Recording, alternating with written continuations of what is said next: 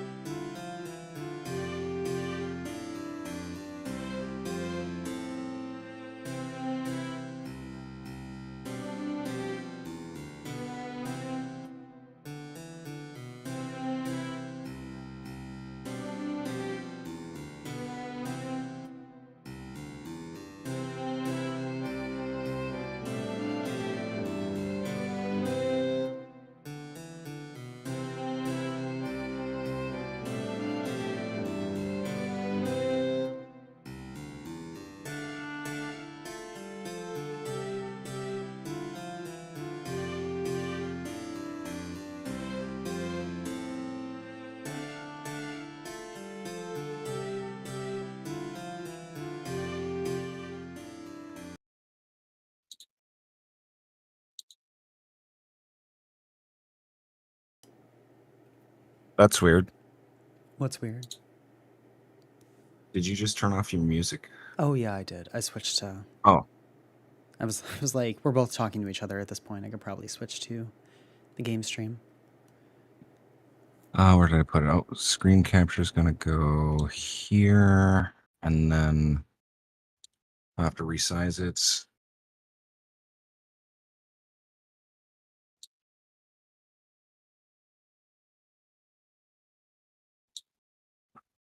It's not resizing correctly.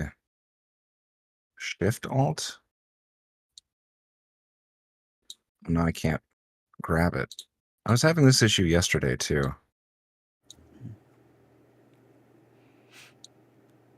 Oh my god, I can't resize it. Ugh, what the fuck? What the fuck? Can, oh, transform. Let's see, scale, blending, remove, rename, filters.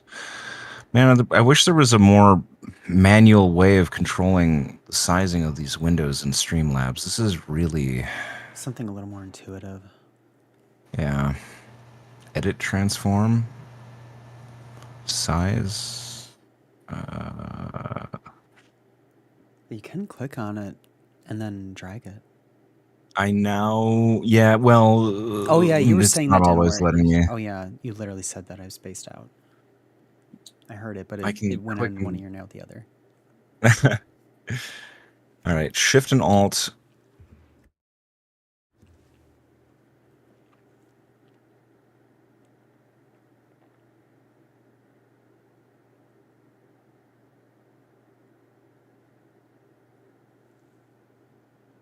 Oh, Control. Okay.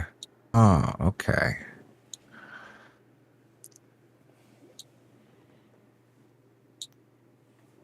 I think I'm just about there.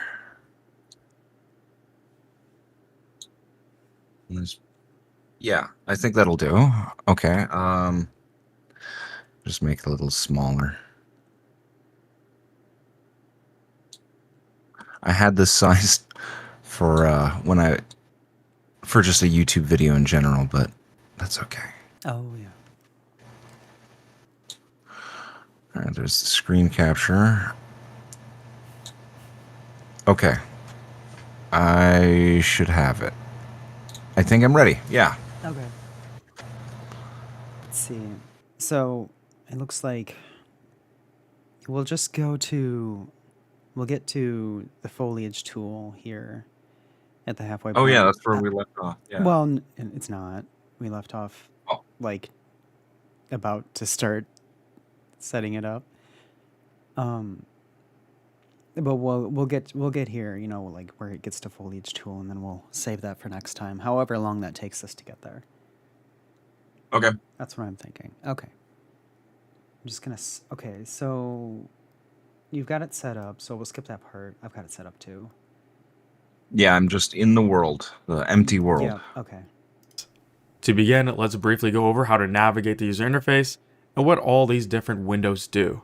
So probably the window that sticks out the most is the viewport right here. The viewport is essentially just a view into our 3D world that we're creating. So for example, we can fly around and look at our world. We can even grab objects and manipulate them all within the 3D viewport. Now, don't worry, we are going to go over camera controls and how to move objects in just a bit, but I first want to go over what the different windows do. Right above the viewport is the toolbar. The toolbar is pretty important because it's where we get a lot of our tools and a lot of different buttons we're going to be continually pressing. For example, what if I want to add an object into our world? Then I can click on the plus icon and scroll down to shapes, and maybe I add in a sphere and place it in the world to move it around. I can also switch modes. So right now I'm in select mode, which is the main mode where we can move objects. My screen just stopped. Oh, and then it came back. I don't know. I guess no, the engine probably doesn't really want to play well with Streamlabs. I don't know, because I opened up that window and then it goes black. Although I do see a bit of something. Well, what the heck? I'm so confused. I don't know. Whatever. Yeah, it might take. I mean, It's very resource intensive, Streamlabs already. Yeah, Um, maybe. and that's supposed to be like the light version of it, right? Yeah. All right. Well, I guess that's Um, just a thing. We'll just have to deal with it. Because I don't. yeah, yeah, Yeah. no problem. Yeah. It comes back, so it's whatever. Around. Let's say if I'm making a landscape, I can go into landscaping mode and create a landscape, or I can go into foliage mode and start to paint foliage if I do have those assets. If you are curious, we are going to go over both modes later in the video. Now to the right of that, we have the outliner. The outliner is essentially a list of all the objects that make up my current world. So for example, if I want to select a chair, but the chair isn't in my view right now within the outliner, I can select the chair right there like that. I can also select multiple objects by holding down Control. So maybe I want to select both chairs, just hold down Control like that, and maybe also the statue right there.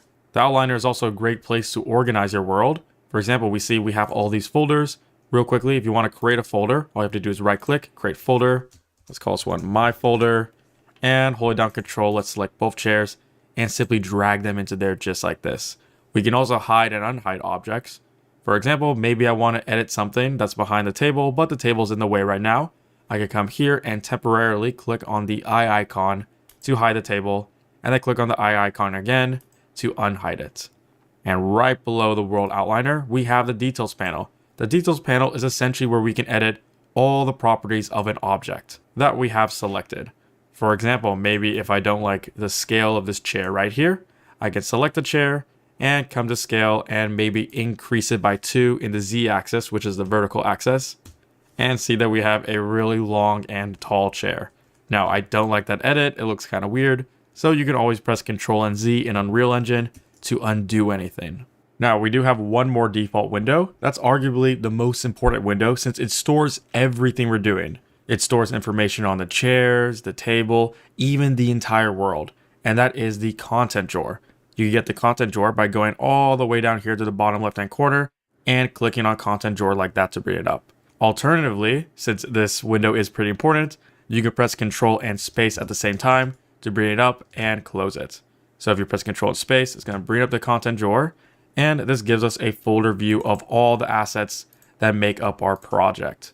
So for example, if we want to see where this chair is being stored and maybe we want to edit the chair, then we can come under Starter Content, Props, and right there we have SM_chair. If I double click on it, we can see the chair asset and make any adjustments if we do need to.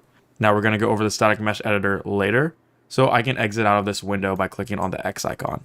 I'm going to press Control and Space again to bring back my content drawer, and probably the best example I have for the content drawer is that it's like your computer's file explorer. So just like on your computer where you have folders, and in those folders you have subfolders, and those subfolders contain assets like text files or Word documents, same exact thing with the content drawer in Unreal.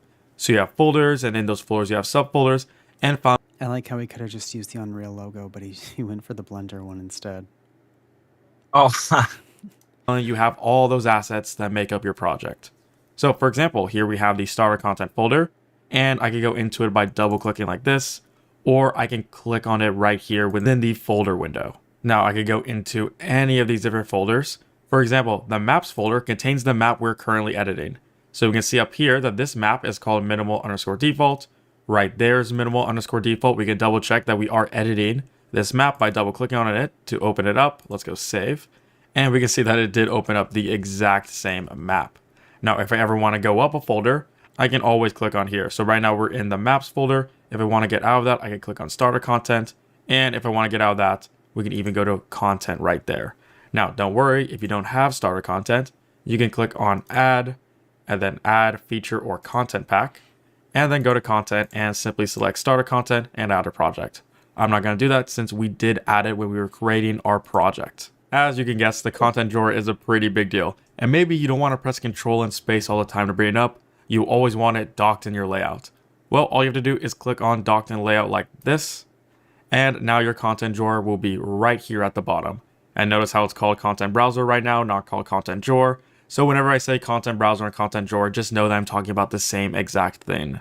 Now, this is great, but this tab right here is taking up a little bit of real estate. If you ever want to get rid of a tab, all you have to do is right click and click on hide tabs. If you want to get back that tab, then you could click on the very small blue triangle and that will bring back your tab. Also, That's tabs are great convenient. because if you Yeah. left mouse button and hold, you're able to move this around and dock it somewhere else. So maybe if I don't want content browser at the bottom right here, I can dock it to the side, or I can even dock it to one of the tabs right here. And now I'm able to switch in between details and the content browser. Also, if you ever want to move windows around, you can hover in between the windows and then you're able to move it down just like this to adjust exactly how you want your user interface.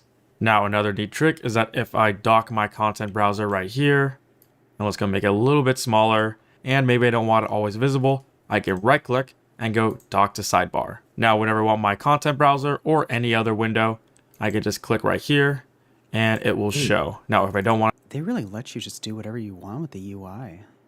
Yeah. That's awesome. Man, I love this so much. Yeah. Holy shit. to dock to sidebar, I can right click and unlock from sidebar just like that. Now I'm going to click on the X icon to get rid of that content browser. Alternatively, if I want to automatically dock all my windows in a sidebar except the viewport, I can click on F10, which will go into full screen mode. And now we can see that my outliner and details window and any other windows I have on the side will go into docked mode. And then I can click on F10 again to bring those windows back. So F10 is a neat not what shortcut I'm to automatically dock all your windows. Now, these are just the default windows. If you want to see all the windows that are available to us, we can come up to Windows and select any of these. Now, one window that we are going to be using a lot is the world settings. So world settings, as you can guess, just has a bunch of different properties and settings that we can play with to edit the map we currently have opened. Now, for example, what if we really mess up our user interface? It's basically unreadable. We have no idea what is happening. Don't worry, we can always come up to Window and all the way down here go to Load Layout and click on Default Editor Layout, which will just reset all of our windows. Now that we have the very basics of the user interface out of the way, we can move on to the fun stuff, and that is camera navigation. So how to navigate our camera around our 3D world so we can view it at all different angles. To navigate is actually easier than you think. So you want your cursor inside the viewport, and then you want to hold down the right mouse button. If you now move your mouse with the right mouse button held down, you are able to look around your scene. And still, with the right mouse button held down, you're able to use the WASD keys to move around. You can also Oh yeah, this is already better in Blender. Eat it, Blender. Yeah. Eat use E and Q to go up and down. So that's E to go up, Q to go down, Oh, it's W to move sensitive, though. forward, S to move backwards, and A and D to move left and right, all the while holding down the right mouse button. If you are not holding down the right mouse button and you try to use WASD, then nothing will happen. So make sure you do hold that down. Now we can also control our camera speed. So let's say, for example, there's an object that's really far away and you want to go towards that object, but your camera is moving too slow. Well, if you come up here to the top right-hand corner and select the camera icon, you're now able to control that speed. So right now we're at 4. We can also bring this up to 6, and now we are a lot faster. And we can bring this all the way down to 1, and we can see that we are pretty slow. So let's leave it at 4, and a shortcut to access camera speed is to, of course, hold down the right mouse button and use the scroll wheel. So scroll wheel up will move faster, Oh, hell yeah. and scroll wheel down will move slower. Oh. So that's a shortcut. That's how you don't have to come up here and continually play with the camera speed if you do want to move faster or slower. Here's a really good tip. Let's say if you scroll really far away, so you fly really far away from where the bulk of your geometry, where your world is, and then you look around and you can't find your objects anymore. What you can do is come up to any of the objects right here. Let's say, for example, the chair, select that, and then press the F key to focus on that object. So if you select an object, you can press F to then snap to that object, just like there it this. So that's how you're never lost in your world. So if you ever played any first-person games, you should be right at home since the muscle memory is there for the WASD keys and rotating your camera by moving your mouse. Now, if we press F again to then zoom in onto an object, we can rotate around that object by holding down Alt and the left mouse button. So Alt and left mouse button allows us to rotate around a pivot object. And if we hold down Alt and hold down the right mouse button, we can zoom in and out. So right mouse button, zoom in and out, left mouse button to pivot around that object, and to that's focus cool. on an object. Okay. Of course, you want to select it and press the F key just like beforehand. So nice. Before we move Yeah. on, let's briefly go over the viewport controls. so we know the different ways that we can view our world. So up here we have perspective. Let's say if you want a top-down bird's eye view, then we could click on the perspective button and select top like this. So to control in an orthographic view mode, you want to hold down the right mouse button to pan, and of course use a scroll wheel to zoom in and out. So right mouse button pan, scroll wheel to zoom in and out. We can also view it from the side, like maybe the left side, same controls. And of course, if we want to go back into perspective, we come up here, select the button, and click on perspective. Notice how a lot of the buttons in Unreal have a shortcut right next to it. For example, perspective shortcut is Alt and G.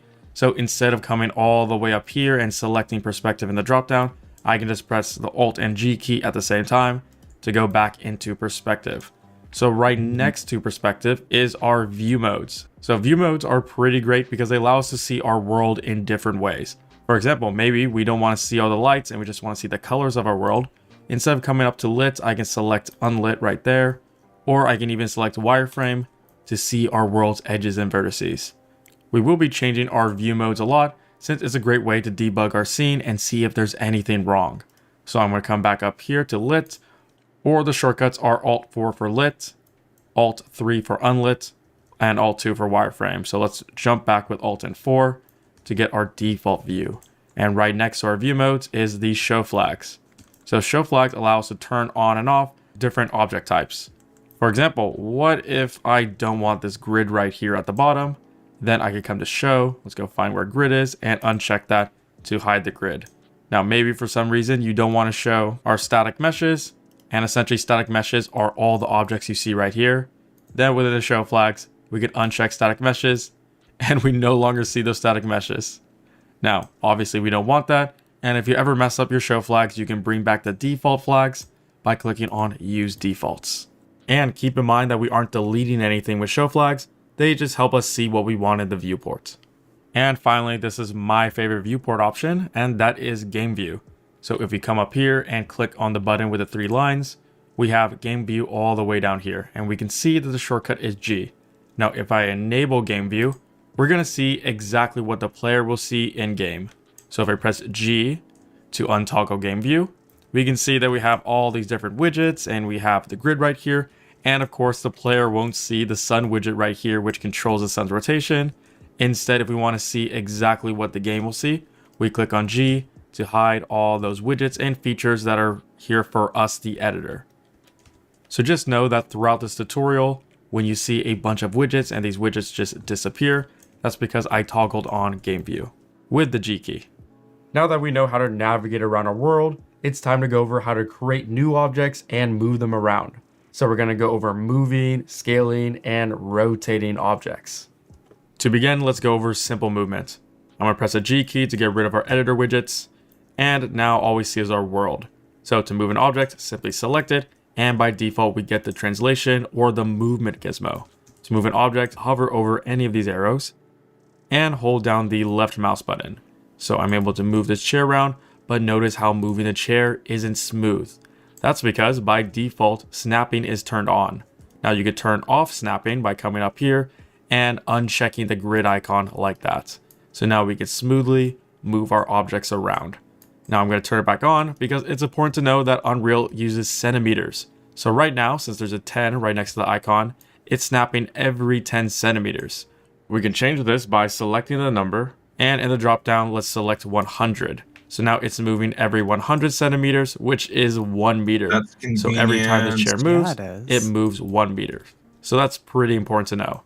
Now I'm going to uncheck it because I do want smooth movement. Next up is rotation. So to rotate your object, you want to change its gizmo. To change a gizmo, you want to select one of the buttons up here. So right now it's on translation. Right next to it is rotation. Now I can rotate this chair in all these different axes. We can see that rotation snapping is turned on. If I want to turn that off, then right next to translation snapping, we have this icon right here. Make sure it's not blue. And now we're no longer snapping every 10 degrees. I can press Ctrl Z to undo all those changes. And let's go over scaling. So right next to rotation, we have scaling. And scaling works pretty similar to the rest of the gizmos. All you have to do is hover over any of these squares, hold down the left mouse button, and now we're going to scale in that exact direction. So if we want to turn off scale snapping, of course, just uncheck the icon right there. And now we can smoothly scale. I'll press Ctrl Z a bit because it's important to point out that if I hover my mouse not over one of the individual squares, but the one square that's connecting all of them, so the one in the middle, hold down the left mouse button, I can move my chair and scale it uniformly up and down. So not in any particular axis. So I press Ctrl Z to undo all those. And if we hover over all these buttons, we see that there's shortcuts. So movement is W, rotation is E, and scaling is R. So that means it's W to move, E to rotate, and R to scale. So those are some of the most common shortcuts that we're going to be using consistently throughout our time. Yeah. Really? Wait, what? Well, why not Oh. R for rotate? Oh, Like, I get it. come on. Yeah, you're right. I guess it's because the way they have them. I mean, but to be fair, they could just have rotate here and then scale here. You know what I mean? Because I think they just did it because left to right. But I mean, I get it. Yeah, I get it. Yeah, it Engine. feels like a betrayal. So again, one last time, it is W to move, E to rotate, and R to scale. I also want to point out that if we want to move our object in the direction of our object, then come up to this little globe icon, select it. That's how it's now a square. And we can see that we're now able to move the object in that object's direction. So move it locally instead of globally. If we want to switch it back to global, then click the square icon again to make it a globe. And now we're moving it in the direction of the world and not that individual object. It's also important to point out that if I press W to get our translation widget, and if I hover over the square that's in between the different axes, I'm able to lock it and move it only in those two axes. So if I hover in between the Y and X axis, I'm just moving it in between those and not in the Z axis. I can also lock it in between the Z and Y axis, just like this. So let's press Ctrl and Z to undo those changes. Now you're probably wondering, the fact that he's throwing all this at us a mile a minute, but I'm like able to keep up with everything he's saying, I think it's just saying about how intuitive Unreal actually is at this point after, 5 versions of it. Also, I think he's just being, simple. He's like explaining things in a very clear manner. I like him better than the previous guy. It's dry. Yeah. But that makes it easy. Yeah. I mean, I like Blender Guru too, but I totally agree. This is just easy. This is actually so easy. Yeah. But between the tutorial and Unreal itself, I'm actually excited. I'm literally excited. Yeah. Because now it's all coming together. Yeah. We create an object in our world. Well, there's a couple. Excited enough to motivate me to continue pushing with 3D modeling so that I can get to this point. Oh yeah. Ways. Number one is that we can duplicate an object. So with any object selected, for example, this statue, if I press Ctrl and D, then we just duplicate that object. Now, we didn't notice a change. That's because it duplicated it in the same spot as the original object. So if I hold down the left mouse button and move it out of the way, we can see that we did duplicate that object. And within the outliner, there's now a new object called Statue 2, which is a copy of the original statue. So let's delete Statue 2. And there is an easier way to duplicate. This is the way I duplicate. And that is hovering over an arrow with a translation widget selected and holding down Alt and left mouse button. So hold down both of those and simply drag. And now we're able to easily duplicate and drag an object away. So let's press Ctrl Z to undo all those changes. Now, another way to create an object is by using the Add tool up here in the toolbar. So for example, let's click on Add. And let's come all the way down here to shapes, and maybe we want to drag in a sphere. So we drag it in like this, or we can even add in a light, like a point light, and we're able to drag it around in our scene. So let's go delete those. And finally, the last way to add an object is through the content browser. So let's bring up the browser by holding down Control and Space at the same time, pressing both of those. And let's go into props. And to add an object into a content browser, hold down the left mouse button and drag it into your world. For example, this couch. So let's go move it down just like this. And now we have a brand new object. So by holding down shift, you can select multiple objects. So for example, if I have my chair on the left selected, and I want to select a chair on the right, if I hold down shift, now I have them both selected. If I hold down shift again, I can add in the table and the statue. Now, if I want to deselect an item, all I have to do is hold down control and click on any items to deselect them. Now all we have is the statue and the left chair selected. And here's another tip. If I have the chair selected, hold down Alt and the left mouse button to drag out a new chair. Let's say if I want to drag this chair all the way over there, then I'm going to have to drag it across the screen, move my camera, drag it across my screen again, and it's just a huge hassle. Another way I can do it is by holding down the shift while I'm dragging. So if I'm going to hold down the left mouse button on one of these arrows and I want to lock my camera to the object, simply hold down shift and you're able to lock a camera to an object, Whoa. which can save I on a just lot of figured that time. out So on I'm going to press accident. delete Oh. and let's create I a figured he'd say very, it. very simple scene just to get a hang of all the controls. Oh. So to begin, I want to hold down shift Satisfying. and let's select these two chairs, hold down Alt and duplicate them out. So let go, hold down Alt and left mouse button again, Alt and left mouse button again. Now let's go rotate some of these chairs. That's how they're facing inwards. So select a chair, press E to get the rotation gizmo up and have them all face inside. Just like this. Again, it doesn't have to be pretty perfect because we're just trying to get used to the controls at this point.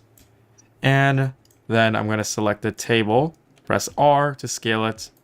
And I want to elongate the table just a little bit, maybe even in its x-axis. Press E again. Let's rotate this. Press W, move it into the middle right there. Select the chair, hold down shift. Let's select the other chair and move them all in. Let's select the statue, move it into the middle. Press R, scale this up, and maybe add some lamps on both sides of the table. So press Control and space. Within our content, starter content, and props, we have this SM_lamp ceiling. If I drag it in, this is exactly what I want, but right now it's in the opposite direction. So I want this to be placed on the ground. I can press E, rotate this, and try to get to 180 degrees. Or I can press Control Z and re-enable snapping for rotation right here. And rotate it exactly -180 degrees, which is what I want. So press W and let's move it.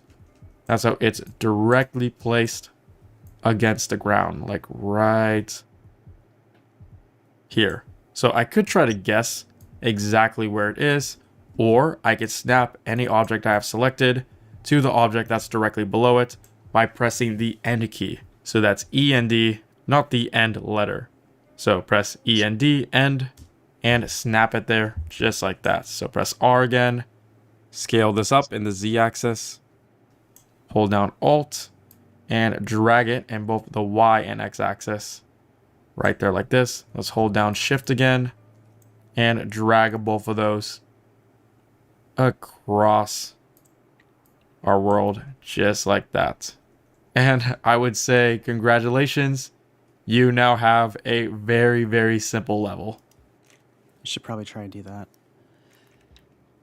Try and recreate what he did. Yeah.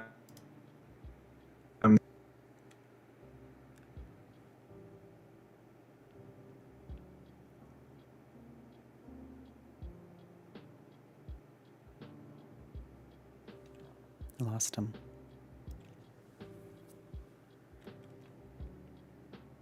I suppose while I wait. So you rotated this way. And then press W. Let's move closer.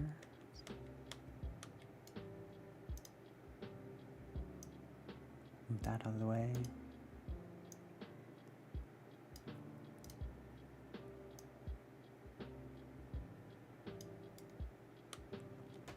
I feel so dumb feeling like I'm doing things. We're just kind of adding random shit to the scene. I don't know. I'm not really copying his layout. We're just kind of, Oh yeah, adding. sure. I mean, well, fair enough. Do whatever you want. Also, welcome back. I did lose you for like 2 minutes. Oh, I was here. I was just listening. Oh, I heard it cut off, and I just assumed I lost you. Okay. Oh, I mean, I might mute myself to like cough. Oh yeah, right. This is a ceiling lamp. He turned a ceiling lamp into a floor lamp. Okay. Yeah, no one's gonna know. Let's see. How am I actually getting this? How did he get it out of the seam? What the fuck?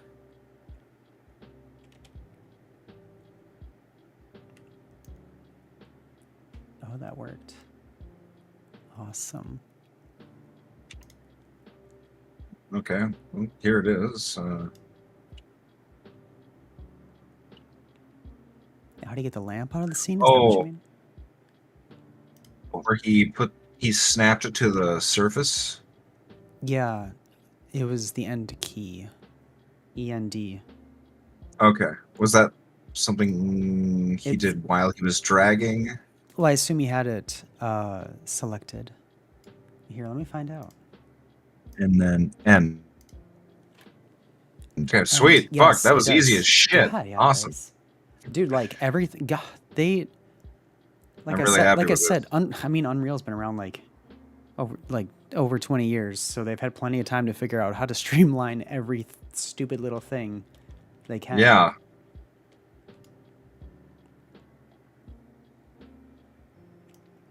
Okay.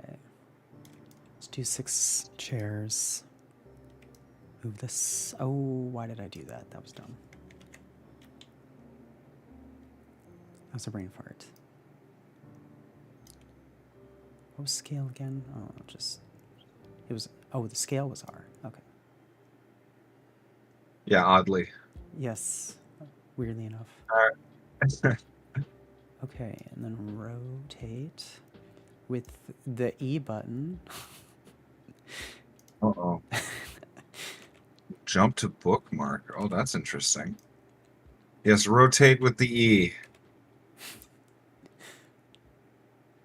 Scale that thing up. Make it huge.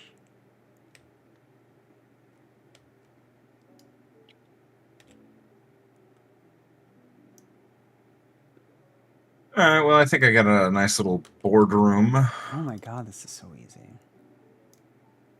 Yeah, it is. Like, it's a little more rough in Blender overall. I'm really happy that you can just kind of put your assets in. It's a little... Back when I used Unity, it was a little rougher as well. I think definitely...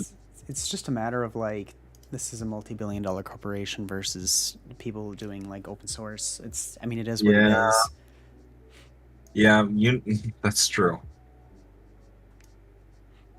I mean, it's still nice. It's still amazing. But, like, you know, I'll cut them a bit of slack. I'm not going to say they suck. Because they're doing their best, probably. Yeah. Okay. But also, it's Unity, and they want to own everything that everyone makes with Unity now. Oh yeah, Unity. Yeah, I was thinking of Blender. But yeah, Unity. Well, yeah, actually, Unity's a corporation too. I forgot about that. Yeah, and Blender is like an open source project made in Unity, so. Yeah, I mean, if you're doing one, you kind of need the other. At least to some degree, I would imagine. I don't know. Well, you probably can use Unity, or yeah, you probably don't need Unity per se to do Blender. I mean, obviously it's baked into it, probably, but you know what I mean. Yeah, no, they're definitely separate. Like, it's more. I wonder if Unity will ever make like a weird grab for assets made in Blender. Oh yeah. Who knows? Depends on how desperate they get. That's good enough for me. Oh, the lamps. I gotta add a lamp. Add a lamps.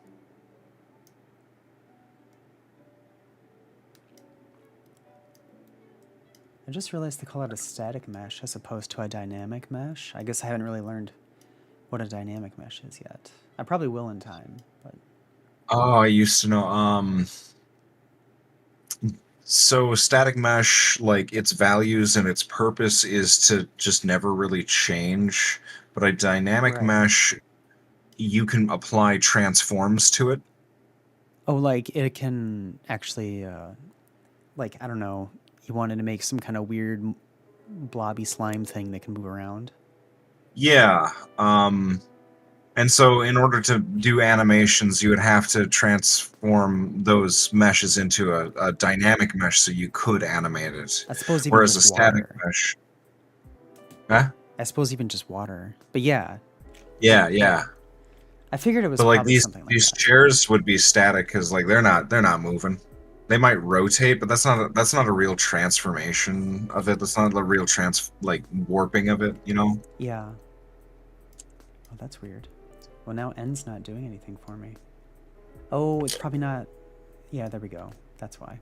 There was nothing below it to snap to. Oh. And then we'll just do that. Oh, I suppose I need to...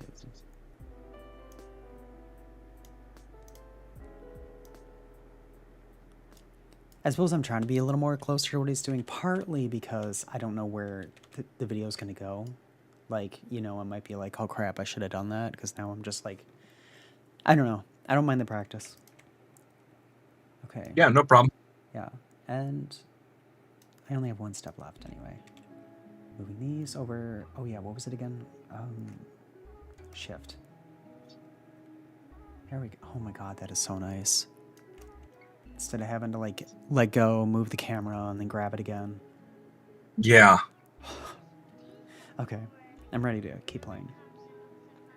All right, sweet. This is definitely not the best map, but it is pretty good as a first level. Now that you've finished your first level, it's time to move on to the post-process volume. So we're going to go over how we can change the settings of our viewport camera, specifically exposure. While in the process of creating our first level, you might have noticed that if we zoom into the shadows, we see our screen gets brighter and brighter and brighter. And then when we zoom out, our screen gets darker. So that is auto exposure. And what exposure is trying to do is it's trying to mimic the way our eyes work. So for example, if you've ever been in a very dark room and you decide to jump out into the daylight, you can feel your eyes start to hurt and everything is really bright, but slowly over time your eyes start to adjust until everything comes into focus. And that is exactly what Unreal Engine is trying to mimic by brightening our screen and darkening our screen. So I think we can create a better example by duplicating this map and creating a little house. So to do so, let's press Ctrl and space to go into our content drawer. And I want to duplicate minimal_default, which is right now located in starter content and maps. So right here is the current level that we have. There's a little asterisk right next to it, and that tells us that it needs to be saved. So press Ctrl S to save the level, and to duplicate the level, simply press Ctrl and D to duplicate. Okay, hold up. Let me do Why is it not saving? Control S. He did say Control S. You could just do that too. Well, yeah, that's what I did. Oh. But it didn't save it. I don't know. Control S. Does that save? Control Shift? That actually did not save. Control Shift S saved for me. Oh, well, there's a save button up here. Yeah, top left. Save icon. Save current level. Control Yeah, S is indeed save current level. I don't know why it didn't work. Mine's already saved as, so I don't need to like... I mean, I've been auto-saving as we go along, so it may not prompt me that it's saving anything. If there's been no reason to save, it might not save. Yeah, you know? maybe. What? Okay, well, I saved, so he wants me to go back in here and... I think we're duplicating minimal_default. Yeah. Something like that? Nah, I don't know. Yeah. To save the level, little asterisk right next to apps. So right here is the current level that we have. There's a little asterisk right next to it, and that tells us that it needs to be saved. So press Ctrl S to save the level, and to duplicate the level, simply press Ctrl. Okay, so there's a little icon that'll let you know if it needs to be saved. Control and D to duplicate. Now let's go rename this. Control D. So click minimal default and then Control D. Okay. Yep, it did that. And then I guess give it a different name. Or just leave it at minimal default 1. I'm just going to do that. I'm going to go minimal default copy.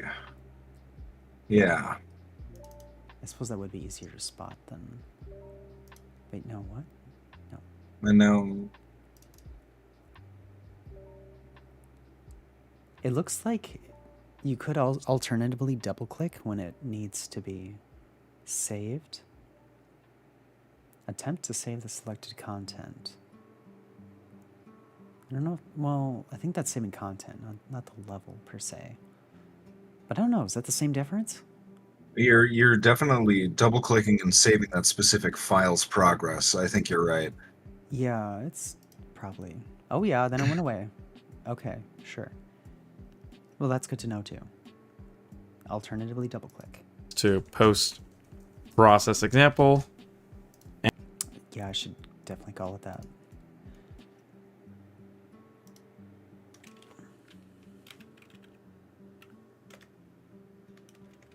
Okay. Oh, no spaces, of course.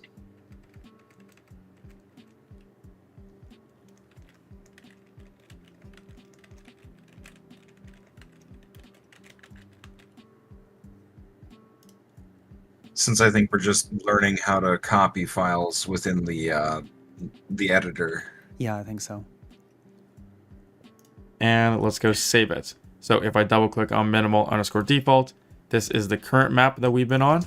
And then if I double click on post process example, this is the new map that we're about to edit. Okay. Nice. Now notice that our grid is pretty large right now. That's because we have our snapping set to 100. We can make the grid squares smaller by saying this back to 10 as its default. So now our grid is a little bit smaller, or you can press G to hide all those editor widgets. Now I want to start deleting all these objects. So simply select an object and delete it to get rid of it. And here is all my hard work. I'm just yeah, no kidding. a little tip. Oh, shoot. I just want to double check and make sure. Yeah, it's the right one. Okay. Because he wants it's the post-processing. Delete all of those ones. Oh, I missed a chair. Okay. I wonder if I could just like shift click. Yes, I can. Shift click in the outliner thing and you could just grab it all. Oh, nice. I figured as much. I figured he'd probably bring that up at some point, but it was kind of a given the way everything else was going that those are pretty universal. You're right. This is all very intuitive. Yeah, it's because it's like stuff you already... Whoops, I shouldn't have got rid of the... Shouldn't have got rid of the floor. But yeah. Oh,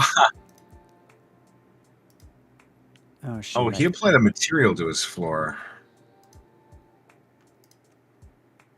I wonder if I can. Oh, yeah, probably. Yeah, I wondered about that. I wondered if he put... I assumed it was maybe an update. But now that you mention it, I think you're right. He did put a material there. You can just drag the materials onto the objects. It's so nice. Oh, yeah.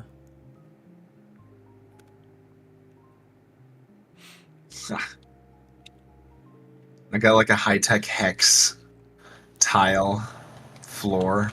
This looks cool. Details. Floor. I'm trying to see how you figure that out. Add? Oh, Add a new component. so no. Go into the content drawer. Okay. And then go to materials. Oh, right. And you can literally just drag that shit onto it. That makes sense. I should have known that from Unity. Because I have dabbled. Okay. I have dabbled in Unity with VR chat avatars. Ooh, there's gold. Yeah. I love gold. This is awesome. That is so opulent. I love it. It's like such a rough, like post-melt gold. It's got this really interesting texture to it.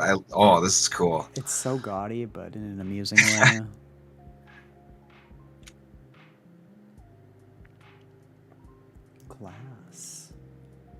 What else is Oh there? yeah, that's really just glass. Ooh, like a burnished metal? I saw that Ooh. too. I was gonna see. Oh, that's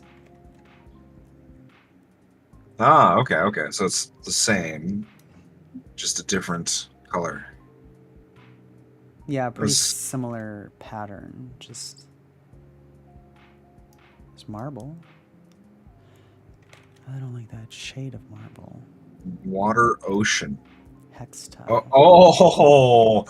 oh, dude, it's animated. Oh my god, that's awesome. Oh, I gotta. Oh yeah. Why Oh, do I have that's two so floors? weird. That's trippy.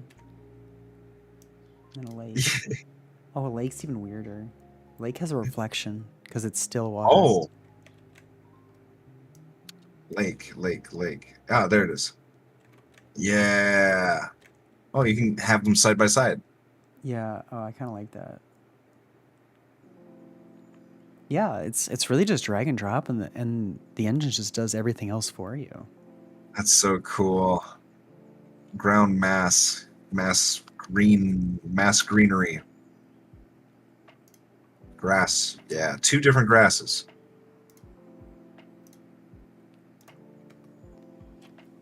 Delete. Oh my god, what? I did not. Oh, I did grab the floor actually. Do cobblestone for the light test.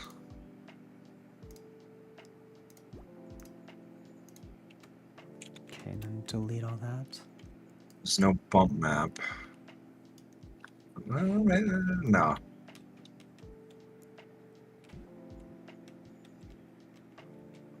Rock slate. Oh, that looks nice.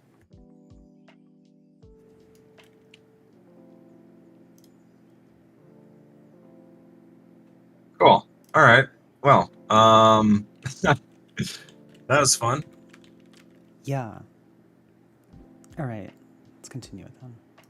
If I go into the outliner, since I do want to delete all these chairs, I could hold down Control and select each chair individually. There it is. Exactly. Or I can Yeah. select the first chair at the very top of the list, hold down Shift, and select the last one, and then it'll select everything in between.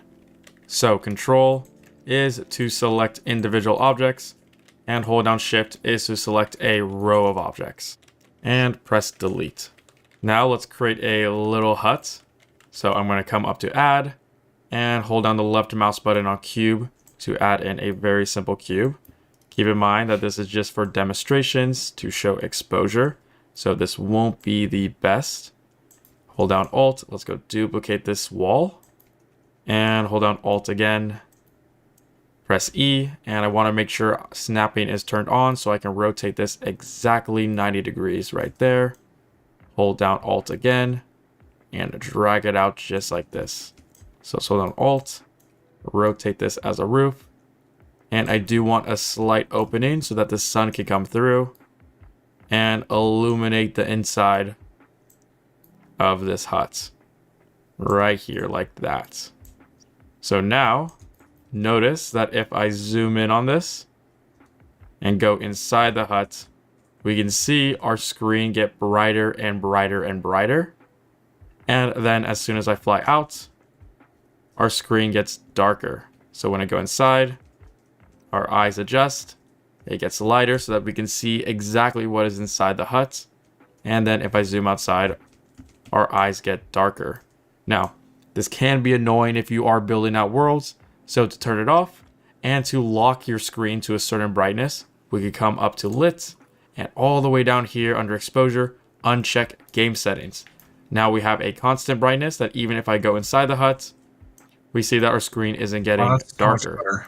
Now, right underneath game settings, we have EV100. If I bring this down, our screen gets brighter. And if I bring this up, our screen gets darker. So we can leave it at 0 for now. Now, there is just one issue, and that is this change doesn't apply to gameplay. To play the game, come up to the toolbar and click on the play icon. Now we are currently in game. But if we, let's say, go into the hut, we see auto exposure is turned on since our screen gets brighter, and when I leave, the screen gets darker. On a side note, if you want to stop playing the game, press the escape key to exit out. Maybe this is what you want. When you're building out your world, you have a constant exposure, and then when you're in game, you have auto exposure turned on. But if you do want to edit the exposure directly in game, this is where post-process volumes come in handy. Now, we won't be able to see the exposure changes with the post-process volume with game settings turned off, so come up to lit and make sure game settings is turned on again. And within the outliner, by default, we will have a global post-process volume for this map. So with the post-process volume selected within the outliner, we see that we have a drop-down called exposure, and we have exposure compensation. Now, in order to edit any of these properties, you want to make sure that they are turned on first, and then I'm gonna set up my walls so that... Yeah, that's what I'm still working on. Yeah.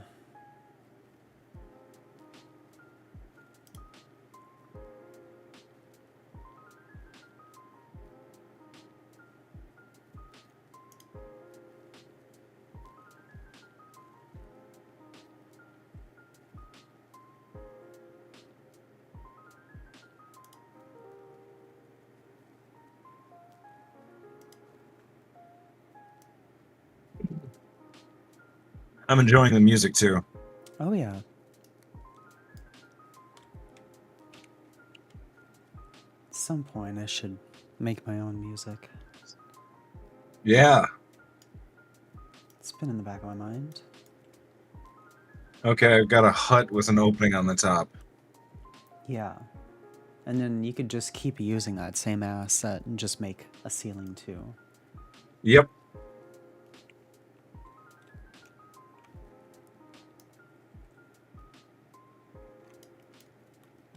Should put textures on it now. Let's see. Tin roof.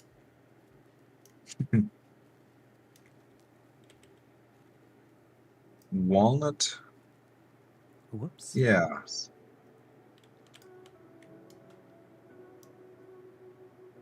Oh wait. Let's see.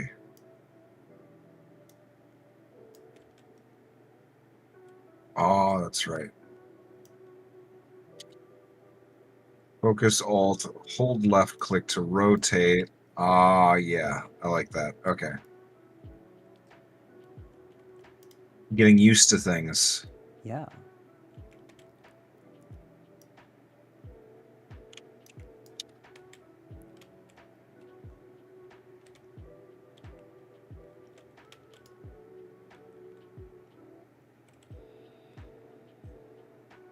Okay, there's my hut.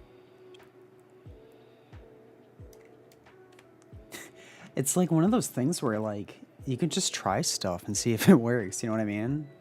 Like I just kind of heard you you're just right. now, and I was just kind of like, well, I wonder if I just change it to rotate and then hold Alt and then see what happens. Yeah, yeah, and then you get your shit made, and it's just there. It's sandboxy. It's free. It's creative. Heck yeah. I gotta get down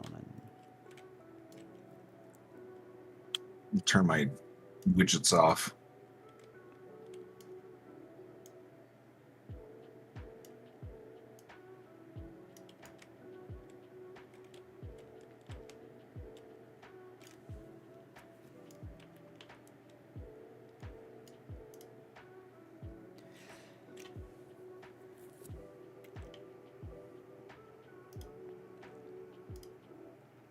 oh, you can Get in there. you can drag and drop materials, or you can go into the objects details tab. And there's a static mesh. You can just change it. Brings down a menu. Okay. Oh, how wait, did not he mesh. change the lighting for the game? Sorry, not mesh material. But yeah, he under lit. There's a game settings exposure. You can turn that off or turn that back on. And he was about to show us how to manually change the settings. Oh, gotcha. Okay. I just want to like change this quick. I don't know what to. Yep.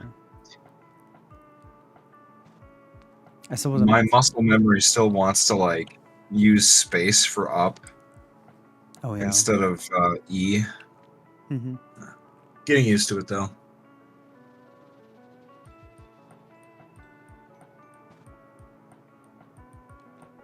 You can just use the lamps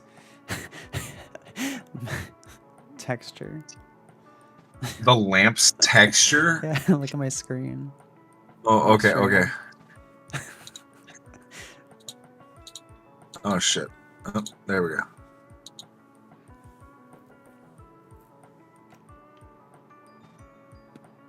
Oh, goodness. Just literally whatever. Oh. The skybox. All right. Oh, oh, that looks yeah. cool, actually. That's how people come up with weird ideas, doing stuff like that. Ooh, you got Yeah. like a water floor and a skybox wall. Yeah. Dude, this is neat. You could just sit here and just mess around with this for like hours. Which would not be a bad way to get used to the engine.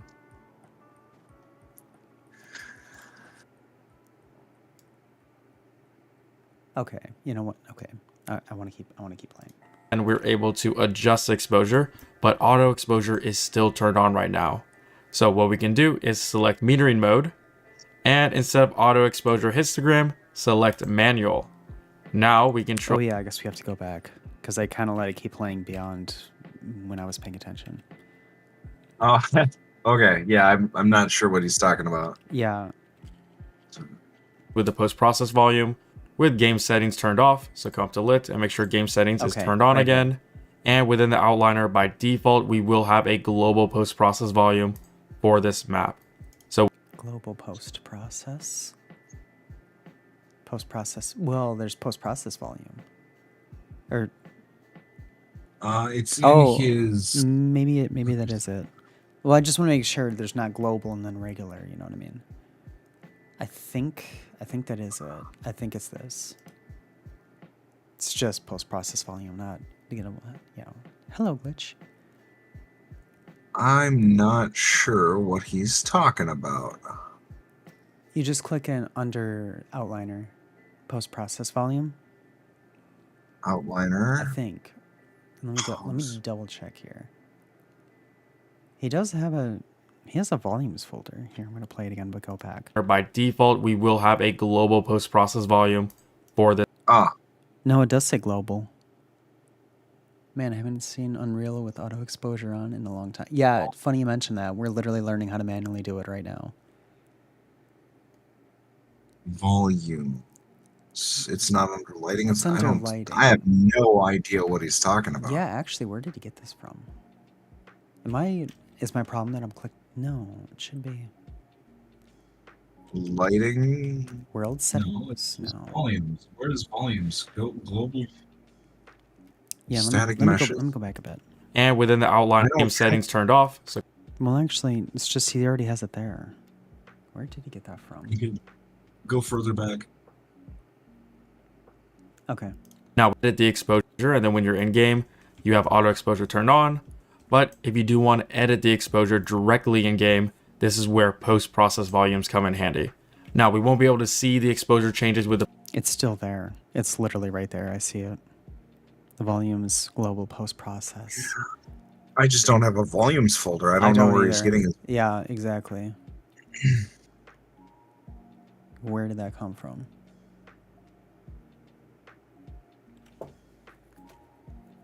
Okay, go further back, I guess. I don't remember him putting that in at all.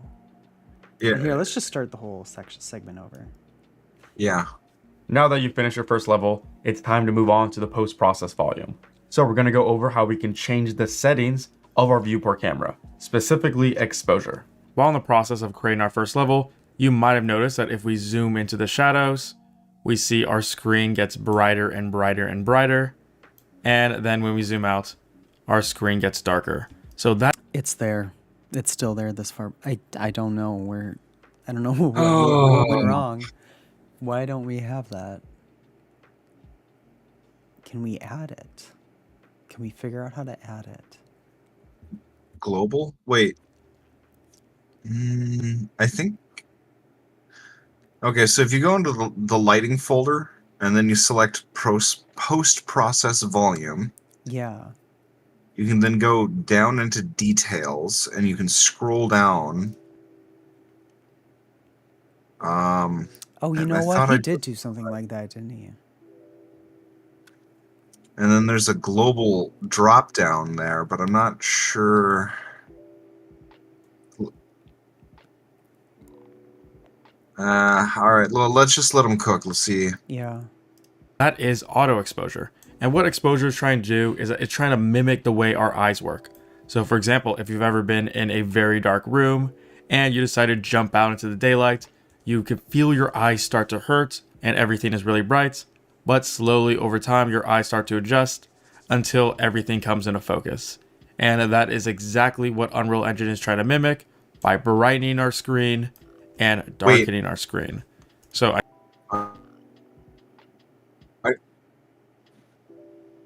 Oh, it's weird. Global illumination? No. Something. Global. Okay, so in the outliner, top left, there is a drop-down button.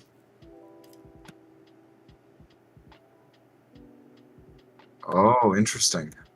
The volumes? It's like a hamburger, yeah, and then you can turn the volumes on and off here. Where's the? Don't Is see there like a global?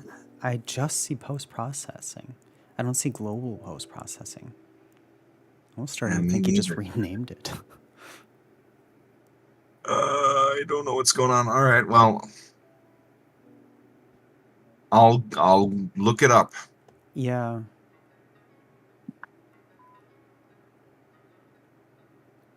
I'm just gonna keep looking around.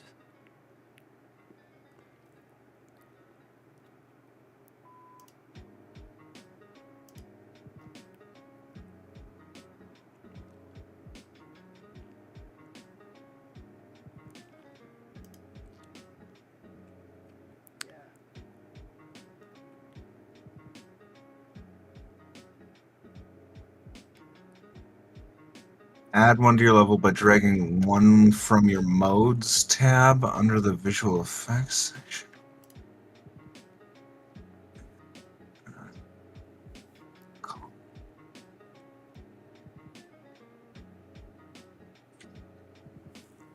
The modes tab. I don't see post-processing. Settings. Because it means the selection Discourse. mode, right?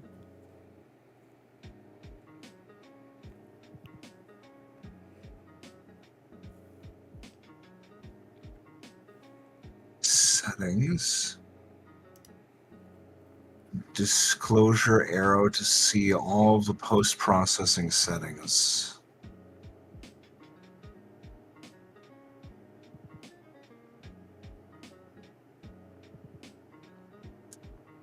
No, that's not.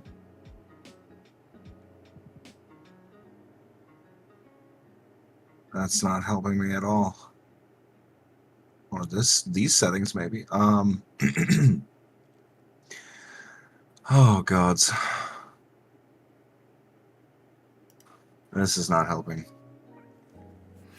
Infinite extent property in the details pane. What? Details pane.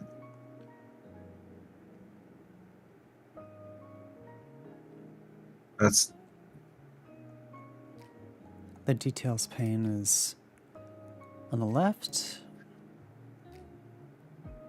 of the, well, like right under the outliner. Like when you click on an asset, there's a details tab right under it. And then there's also the world settings next to it.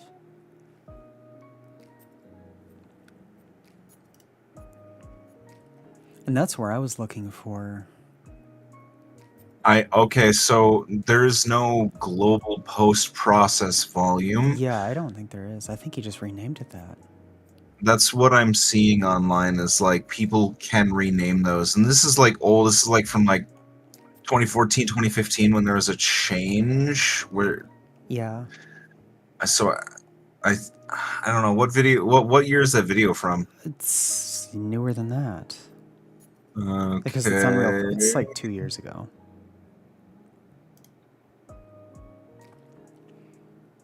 I think that's probably it. Like, I'm at the point where I'm like, screw it, I'm going to find out. Yeah. Okay. I think we could create a better example by duplicate. Right, Control and D to duplicate. Large rates smaller, start usually is to tell that. and right here on this right side. We Our understand eyes this. have a constant brightness that even if I go inside, the it gets brighter, and if I bring this up, our screen gets darker. So we can leave it at 0 for now.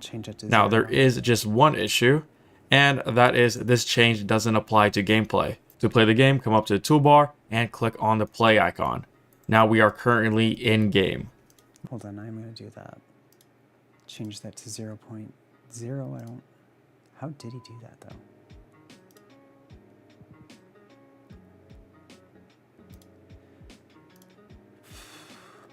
Turn game settings back on. Isn't Lit. Set the exposure camera of the camera. How do you... Like, it's right here. I'm trying to click it.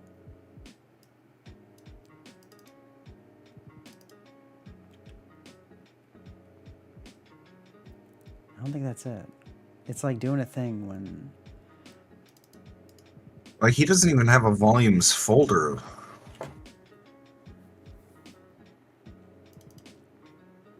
This is kind of frustrating. Like, why provide us with... fuck it. Let's just skip past this shit. Okay. But if we, let's say, go leave the screen, it kicks it out. Game, you have auto exposure turned on, volume game set by default. We will have a global post-process volume. We see that we have a drop down called exposure, and we have exposure compensation. Now, in order to edit any of these properties, you want to make sure that... Hold on, let's see here. Post-process volume. Oh, he's still going. Shoot. I just muted it. I didn't realize this. So exposure. Yeah, there's an exposure tab, and then just click exposure compensation. And then, I mean, that does something. I think it's that. I think. Where did you find that? Look up post-process volume in your outliner. Post-process volume. Under Okay. lighting. Yeah, and just click on that, and then Clicked on it. Yeah. and then keep looking at the thing where, like, right under bloom, there's exposure. It's like the third thing down. Okay. Yeah, and then exposure compensation is what he's talking about right now. Okay. He clicked that, and he's like kind of showing how you can drag it, and it's gonna change the exposure. Okay. All right. Yeah, it's gotta be it. The name probably just changed in an update. It might not even be him. It might just be an update. We just gotta figure stuff out as we go.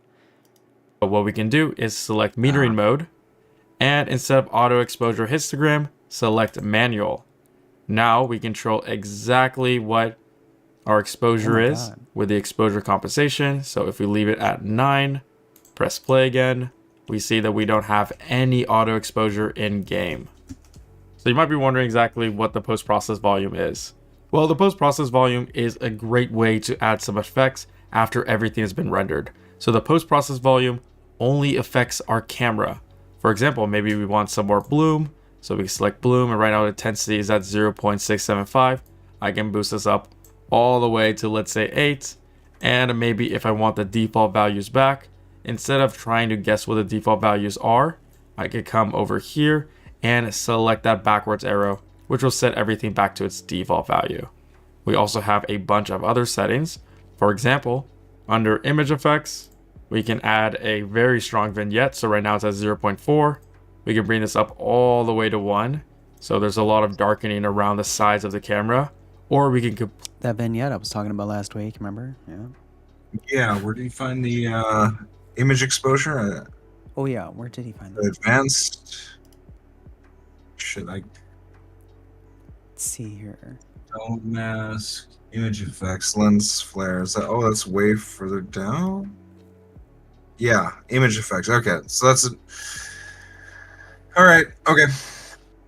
Well, now I need to. Oh, there it is. Yeah. I don't know how to add an image for the vignette, but Click it. Oh, I get what you mean. No, I think vignette's just a default thing. Welcome back, Glitch. I think it's just a default. Yeah, it's just a default. It is what it is, you know. huh. Oh, that's fine if you're not going to be here for long. I just want to pop in and be like, this thing's awesome.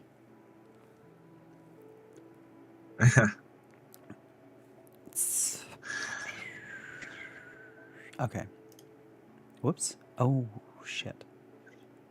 Oh, I just clicked on a random spot. Okay.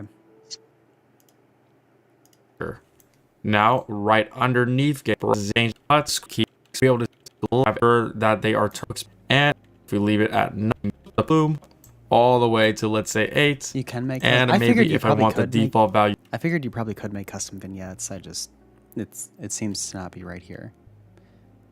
The default's just a standard, yeah. And select that backwards arrow, which will set everything back to its default value.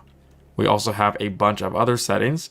For example, under image effects, we can add a very strong, there's a lot of darkening around the sides of the camera, or we can completely turn off vignettes by bringing it down to 0. So by default, Unreal does have a little bit of vignettes with it being at 0.4. We can also go down here and change some of the color grading. So maybe if I select saturation, I can move the wheel around.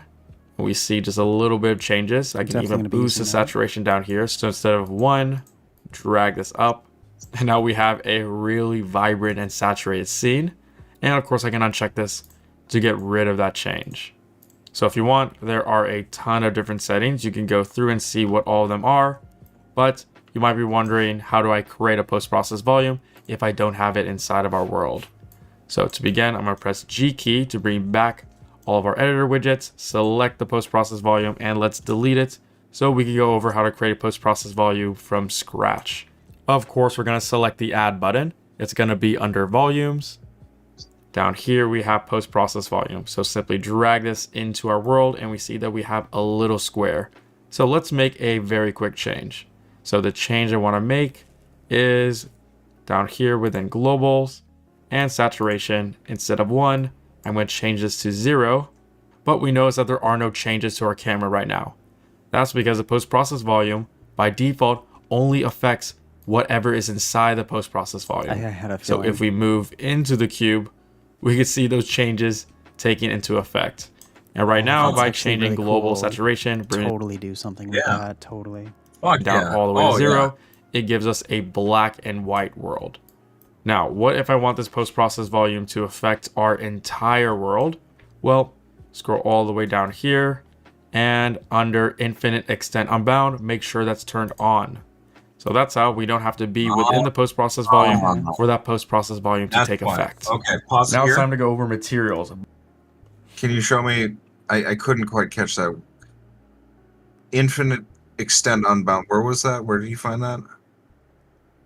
Where did it? Yeah, that's a good question. That part did go kind of quick. Now let's just go back. But default extent unbound, make sure that scroll all the way down here, and under Infinite Extent Unbound, make sure that's turned on. Post-processing volume settings. Yeah, right here. Infinite Extent Unbound. Mine's already set to true. Oh yeah, that's because I didn't delete and start over. But yeah, that's where it is. Unbound settings, infinite extend unbound. Okay, cool. I think. Yeah, no, that should be it. You just check it, and it's set from false to true. Sweet. Okay, and then, okay, so he had renamed that control in his Explorer. Well, he deleted. So he's got it as, it's just a single post-process volume object, and it is by default it's got that setting active for me. Yeah. But I think he had an extra one that he renamed to global, where that one is extend unbound. Yeah, he probably did that just for himself, and he didn't elaborate that. He should have elaborated that, but I think Yeah. it's either the name changed in an update, or he just changed the name himself just for his own whatever, keep track of stuff. All right. I'm unconfused now. Yes. So that's how we don't have to be within the post-process volume for that post-process volume to take effect. Now it's time to go over materials, but do keep in mind that materials can be a little bit complicated, especially if you're brand new to 3D art. So if you do find yourself a little bit lost throughout this course, do keep in mind that you can always go back in a section and rewatch it. To demonstrate, Be funny if he was like, okay, so we're gonna go into Blender and we're gonna make materials. materials, I want to create a brand new map. So to do so, let's create a folder where we're going to store all the assets we create. So I want this folder to be under content, right next to the starter content folder. Right click and select new folder. I'm going to Definitely doing that. Okay. Shit. We're all content. New All folder. content. Yeah, and he's just making a new folder. All right. Cool. Don't know what he's naming it, but yeah. Don't call even- this folder my stuff. My stuff. stuff. Oh no. It didn't. Oh shoot. Right click, rename. Oh my god, yeah, if you know how to run Windows Explorer, you know how to run this. He was not wrong. Yeah. Oh shoot, I muted it again somehow. Now to create a level, I could right click and under create basic assets, select level, but I want to use a level template since this will just create a completely blank level. So to use level templates, you want to come up to File, New Level, and you can select Open World or Basic. I'm going to select Basic. Basic. File, new level, basic. And then you just create it? Yep. And That's now it. we have a pretty basic level. It's just the floor right here and the sky. Now, in order to save this level in a specific location in our content browser, you need to press Ctrl and S. And it's going to ask us where we want to save this level. Select my stuff. And let's call this one material example level. And then select save. Now, pressing Ctrl and space to bring up my content drawer, we can see that under my stuff, our level is saved. So if we ever want to go back into this level, I just have to double click and we will open up that level. Now, I do want to make some adjustments. If we zoom in on the floor, we can see that our grid is showing through and it's right on top of the floor. Now, this grid will be distracting when we're showing off materials. So I'm going to come up to show and uncheck the grid to hide it. That's how all we see is the floor material. Also, I think this floor is a little bit too big for our purposes. So I could use R and hover in between the Y and X axis to then scale it down like this. Or alternatively, within the details panel of this floor, I can set it to 1 in the X axis, 1 in the Y axis, and 1 in the Z axis. Whoa, Just where to was give us that? a Hold on. smaller floor. Yeah, I was about to go back myself. Or for myself, I should say. What's it? Just scale. Oh. Yeah, I think what he was saying is like you can make it so it'll scale based on the tiles. Probably. And floor, scale it R, and hover in between the Y and X axis to then scale it down like this. Or alternatively, within the details panel of this floor, I can set it to 1 in the X axis, 1 in the Y axis, and 1 in the Z axis, just to give us a smaller floor. I also want to add in an object to place our materials on top of. And I'll try that. I like that. I like that a lot. I like that a lot. I like having those custom transform tools, and you can actually grab them with the mouse and drag for like less precise control. Yeah. Ooh. Yeah, and it's so easy Swag. to just, if you know exactly what scale you want, you can just type in the scale too. Yeah. Yeah. And we can do so by pressing Ctrl and space.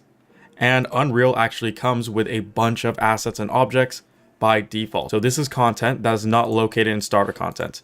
Instead, it's located in the engine folder. And if you don't see your engine folder right here, that's because you need to come to settings and make sure show engine content is enabled. Now we get access to all of Unreal's default content that is contained in every single project. So let's go into content, and I believe it is under engine meshes, and it's specifically SM_map preview mesh. Now we can all engine meshes. SM_ map preview. map preview. Okay. Is that what he said? I think that's what I see. It's the only SM I see. That's the only SM I see. Yeah. It's just their logo without a material. Oh. also select engine and type in SM_mat to bring up that asset. Yeah. So I'm going to drag it into our world, and let's rotate it 90 degrees. And we can rotate it 90 degrees exactly by making sure snapping is enabled up here.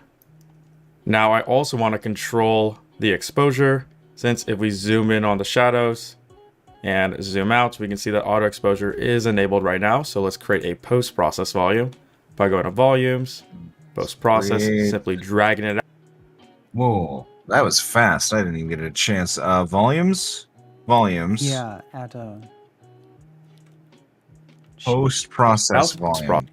And zoom out, we can see that auto exposure is enabled right now. So let's create a post-process volume by going to volumes, post-process, simply drag. Yeah, okay.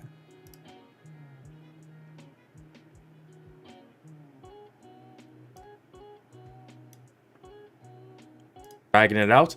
I want this to affect the entire world, not just whatever is inside this box.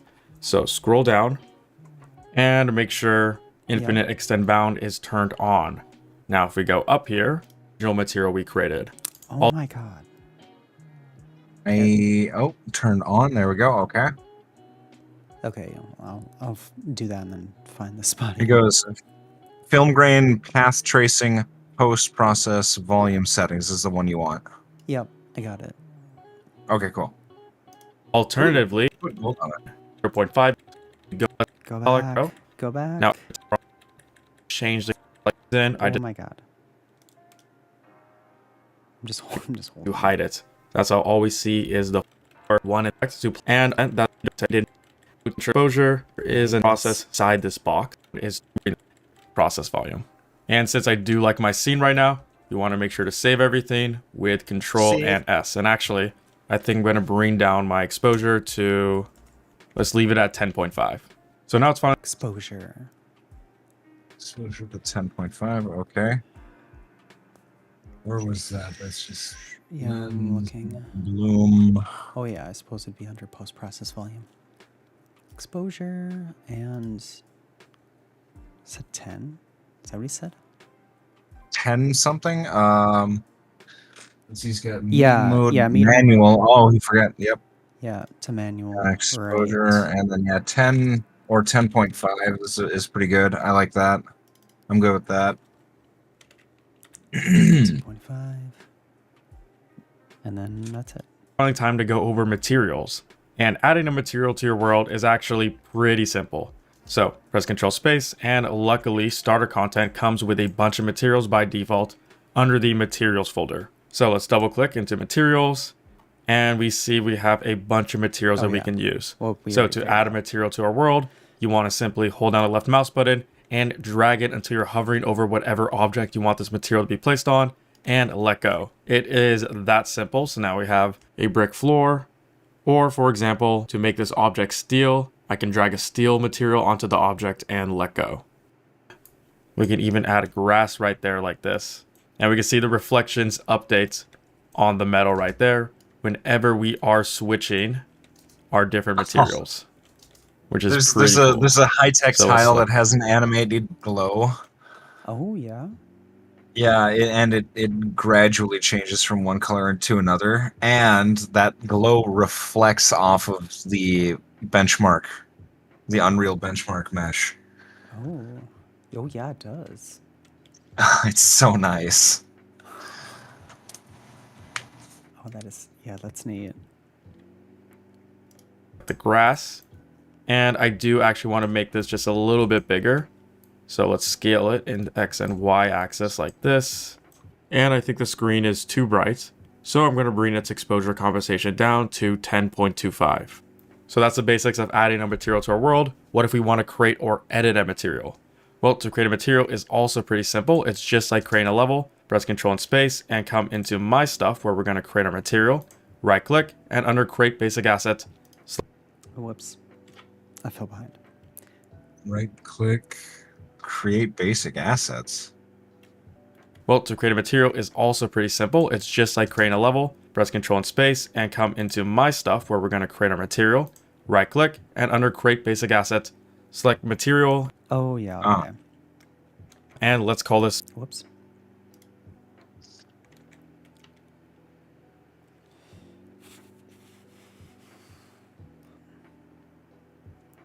It was the My Stuff folder. Right click, material. First material.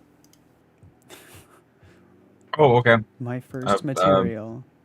My Oh no. first material. There. It's my first material. I saved. Okay, there we go. Save that too. Oh, wait a minute. My Elgato. I got to refresh my Elgato. Okay. Shit. Oh, yeah. This. I think I need to get a new HDMI cable for it. Maybe. Oh, yeah. At least those are cheap. Yeah. Okay, And there we press go. Enter and double click on it to open up the material. Oh, wait, are you ready? I'm sorry. I hit play. That's okay. I'm ready. Okay. Material editor. First off, before we go over any of these settings, you'll notice that my window is right. So we double click on it to open up the material. Yeah. Oh, Yeah, cool. double-click on Okay, material. that was simple. So simple. Okay, cool. Now floating. So something I like to do with all my editor windows is to hold down the left mouse button on the tab and then dock it up here just like this. That's how really quickly I could switch in between my main level view and any of my editor views. Oh. So in the middle, we have the material graph. Essentially what the material graph does is basically we have a bunch of nodes that connect to each other, and their end goal is to eventually be outputted into one of these outputs right here, which will create the actual material. Now the controls are pretty similar to the controls of our viewport when in orthographic view mode. So hold down the right mouse button to pan, and then use the scroll wheel to zoom in and out. So right mouse button pan, scroll wheel zoom in and out. You can select nodes by just clicking on them or holding down the left mouse button to marquee select. Now to the left right here is the viewport. If you hold down the left mouse button, you can pan around this preview mesh right here, which helps us see our material when we're editing it. Now we can change the preview mesh down here. So maybe you want to use a cylinder or a flat plane, a square, but for now I'm just going to keep it at a sphere. And right below that is the details panel. So if we select a node, we're able to edit that node's properties right here in the details panel. So how do we create a node? Well, we come all the way over here to the palette, click on it, and now we have a selection of all the different nodes we can use to create a material. We can also right click anywhere to get that same palette. So under palette, I want a constant 3 vector under constant. The reason why is because a constant 3 vector is essentially Unreal's version of color. It's R, G, and B for red, green, and blue. Okay. Right now this node is set to black. I could edit it by coming to the details panel and double clicking on the color to get a color picker, or I could double click on the node itself to get that color wheel. So notice how when I do change the color right here, there are no changes. That's because its value is set to 0. I can bring up its value by clicking on this rectangle right here. So now when I change this color, we notice that color changing. And when I do like a color, I want to confirm that this node is going to stay that color by clicking OK. So now we have our first node with a new color. Essentially, if I hover over this pin right here and hold down the left mouse button, I'm able to drag out a wire. and I can choose where I want to place these wires in any of the inputs right here. Now, of course, because this is a color, it should probably go into base color. So with my left mouse button still held down, I'm going to hover over the base color pin and let go to connect it. Now we can see that our color is affecting our material. So let's see what this looks like in our level.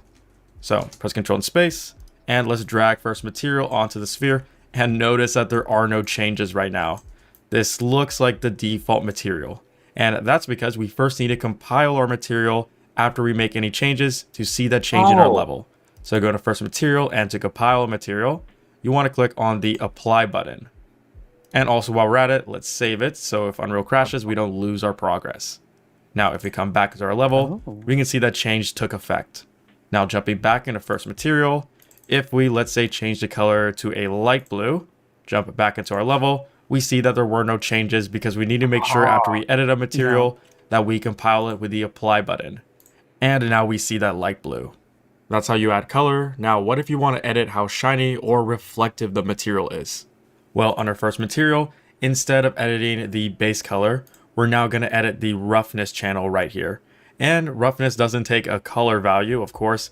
Instead, it takes a scalar value in between 0 and 1. So 0 means it's really smooth, and 1 means it's really rough.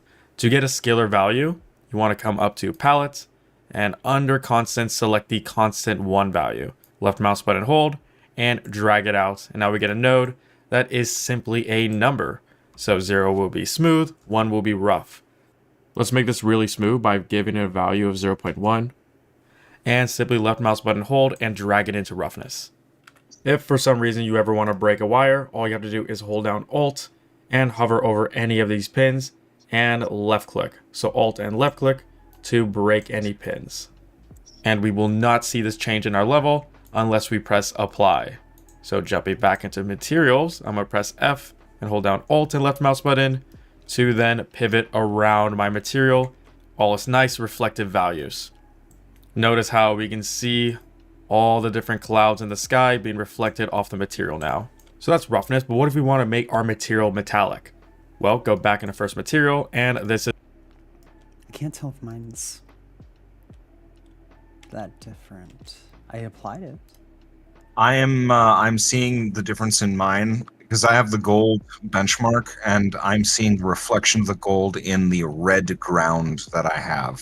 So it is working, but it's roughness. It's not metallic. We're gonna cover that next, I think. Did I? Oh, I did do. No, I did roughness. Yeah, I think it's just more subtle. I think I'm comparing it to the mesh itself with the skybox in the viewport. That's yeah, no, okay, that probably Gotcha. yeah, okay.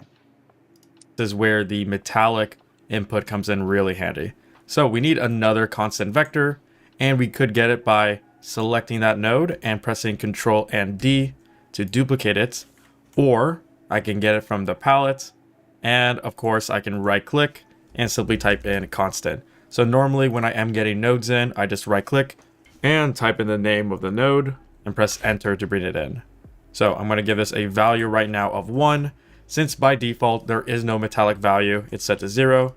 So send it to 1 and plugging it into metallic will make this blue pretty metallic. And in fact, let's go change the color to something.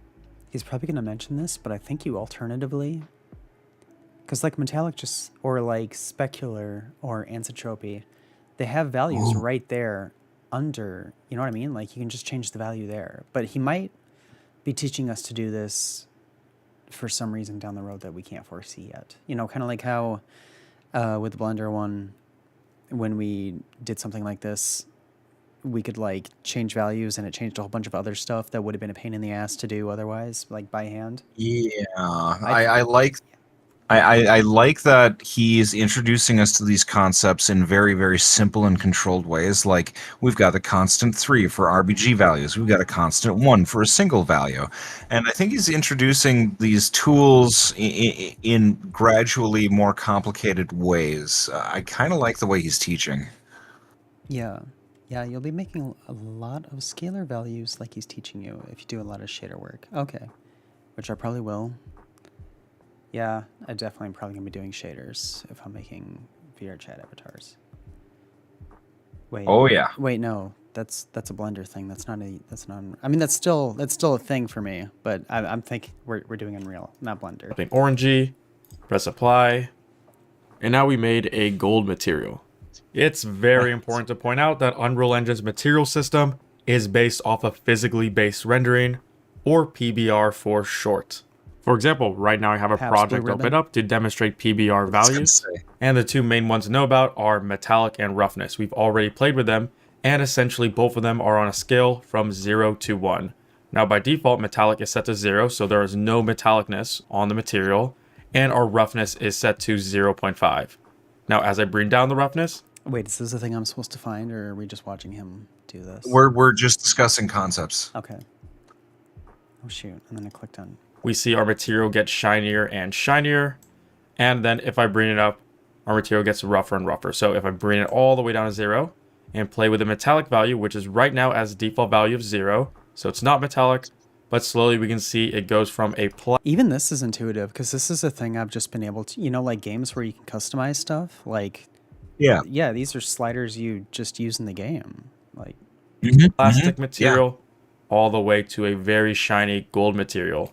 And if we play with a roughness value, we can really see those changes taking effect. Now, both these values are clamped from 0 to 1. So let's say if we input a roughness value of -1, then it'll be clamped to 0. Or if we go above 1, then it's going to clamp it down to just 1. So keep that in mind that if you do try to input a value that's outside the 0 to 1 range, you won't see any changes.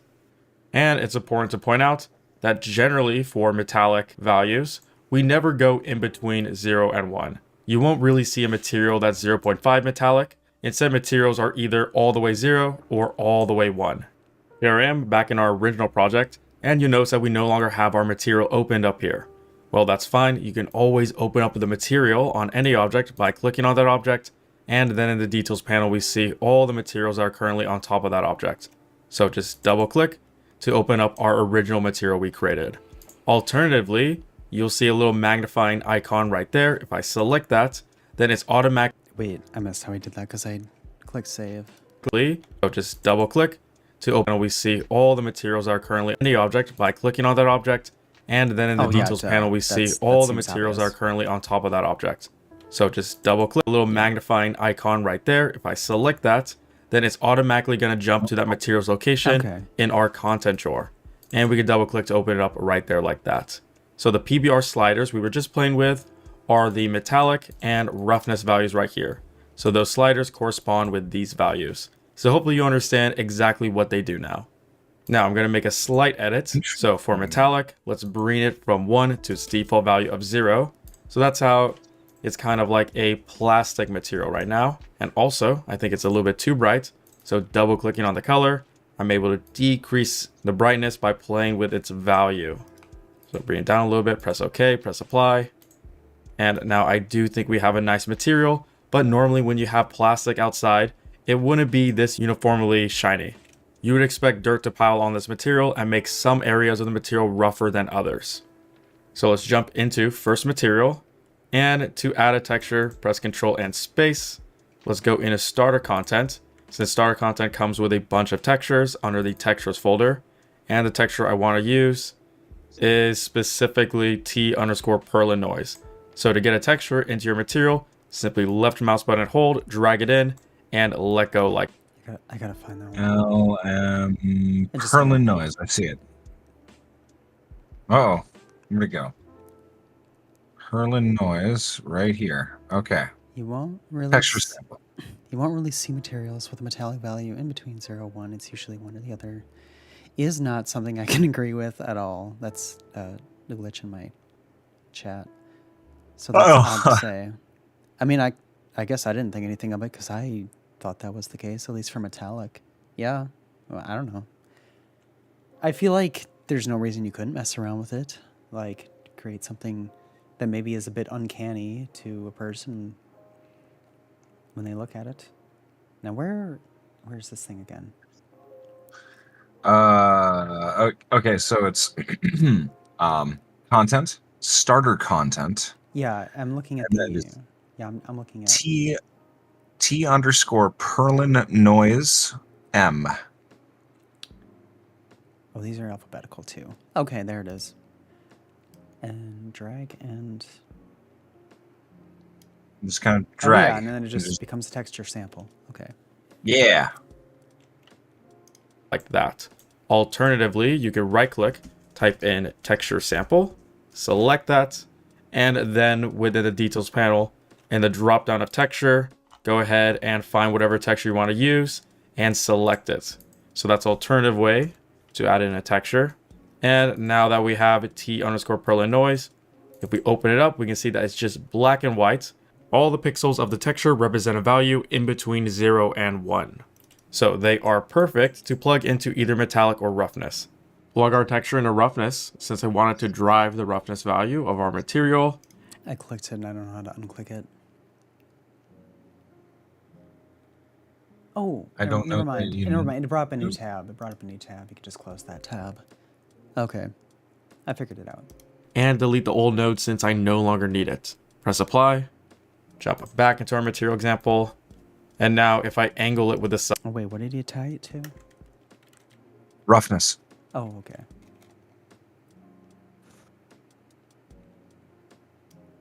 From RGB? The texture yeah, from RGB to roughness. Okay. Yes. Although, I wonder if... Oh, yeah, that did it. What about RBGA? Oh, I guess it doesn't really matter. it's the same. Let me double check.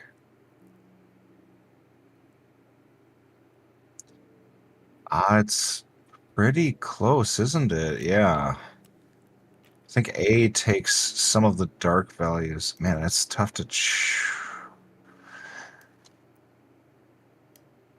RGBA. Why not? Yeah, I feel like it doesn't really matter. There's probably some minimal change that's happening. Yeah.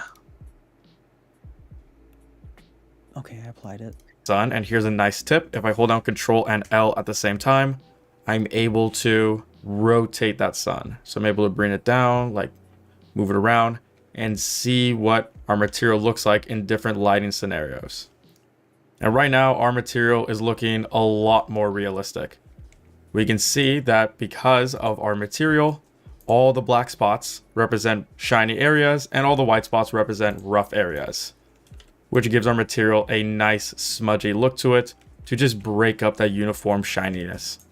At this point, let's switch up the colors. Since if I go into color mode by going Alt-3 for unlit, we can see that's still all one uniform color. Pressing Alt-4 to go back into lit mode, I want it where all the smudges are a different color. That's a little bit more brown than... Mine is really intense. I'm trying to see where... Maybe... What do you mean by intense? Compared to his, it's just way more intense. Like, his is more subtle. RGBA is just the color channels, but it's alpha transparency channel added to.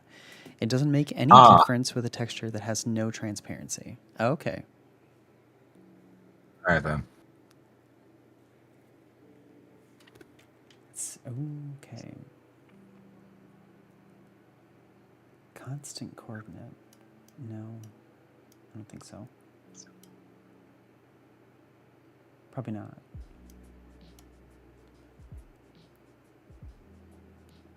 I'm just trying to see if I can... Like, I don't really care. I'm just kind of curious if I can... It was something he did earlier, probably like 5 minutes ago or something. There was something I personally kind of missed. I don't know what, and it's whatever. I think he turned down his metallic. That's what I was wondering. Even though he said it was, even though according to him it's 1 or 0. Well, no, it's not 1 or 0. It's it's a range. To plastic, didn't he? Well, it is a range, but his opinion or whatever about it has to be 1 or 0. It should whatever anyway. Also, No, he was saying like if you enter a value. Yeah. Oh, okay. Metallic is 0. It's set to 0, which is what I figured after I thought about it enough. Okay, so I set that to 0, and yes, it looks like his now. To represent dirt. So let's go back into first material, and we can duplicate this by pressing Ctrl and D, or we can right click and type in constant 3 vector and select that. So double click on this. I'm going to give it a brownish color, maybe like right here, press OK. And now I want to lerp in between the orange color and the brown color, depending on our alpha texture. So wherever there's white, I want it to pick brown, and whenever there's black, I want it to pick orange. And we can do this through a linear interpolate node. So right click, type in linear, and then interpolate, select that, or a shortcut is to hold down. Hold on. I'm just doing the color. Sure. I don't really care what colors I'm doing. I'm just doing whatever colors. All right, I'm gonna go back, see what he said there. Linear and white, I want it to pick brown, and whenever there's black, I want it to pick orange. And we can do this through a linear interpolate node. So right click, type in linear, and then interpolate.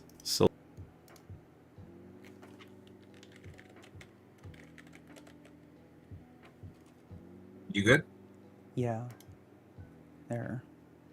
Select that, or a shortcut is to hold down the L key and left click.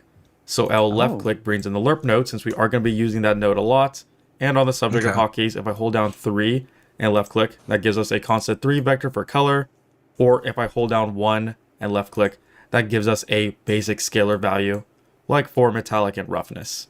So 1 and left click, because you're probably for scalar value, 3 and the ones you're going to be doing the most. Yeah. Left click for color. So let's plug this up to A, plug the brown one to B, and for alpha texture, I want it to lerp depending on our original mask that's right now driving our roughness. So drag RGB into alpha and drag that all into base color. Okay, I'm gonna copy that.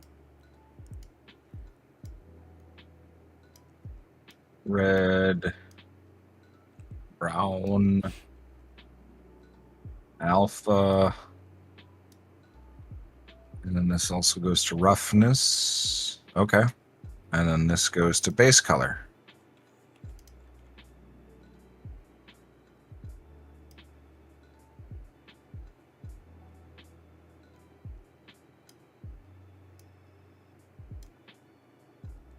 So he has them. Yeah, he has like 2 different strands going to each thing, so I'm going to assume that's what he wants. He's got color A in A, color B in B, and then he's got the texture sample with the noise. That's going into alpha. And those are the 3 values of the lerp. And then texture sample also goes into roughness on the my first material on the right. Yeah, okay. So don't miss that one. Yeah, I did that one before the other 2. Ah, okay. For sure. Okay, that's it. Okay. Yeah. Let me check here. Yeah. Yep. Okay, and I don't need this. I'm gonna get rid of this as soon as there we go. And now we can see that where our object isn't shiny, the color changes to a dirty brown. Pressing apply, jumping back in here, we notice that our material is definitely a lot more realistic. You can imagine that this was once plastic or really shiny paint, and over time dirt has slowly started to build up on the material, making it pretty dirty. Now we can make this even better by, instead of lerping in between 2 colors, we're lerping in between a color and another texture. So there's a very good texture under starter content textures, and it is right here. So it's T_metal rust. Open this up. Okay.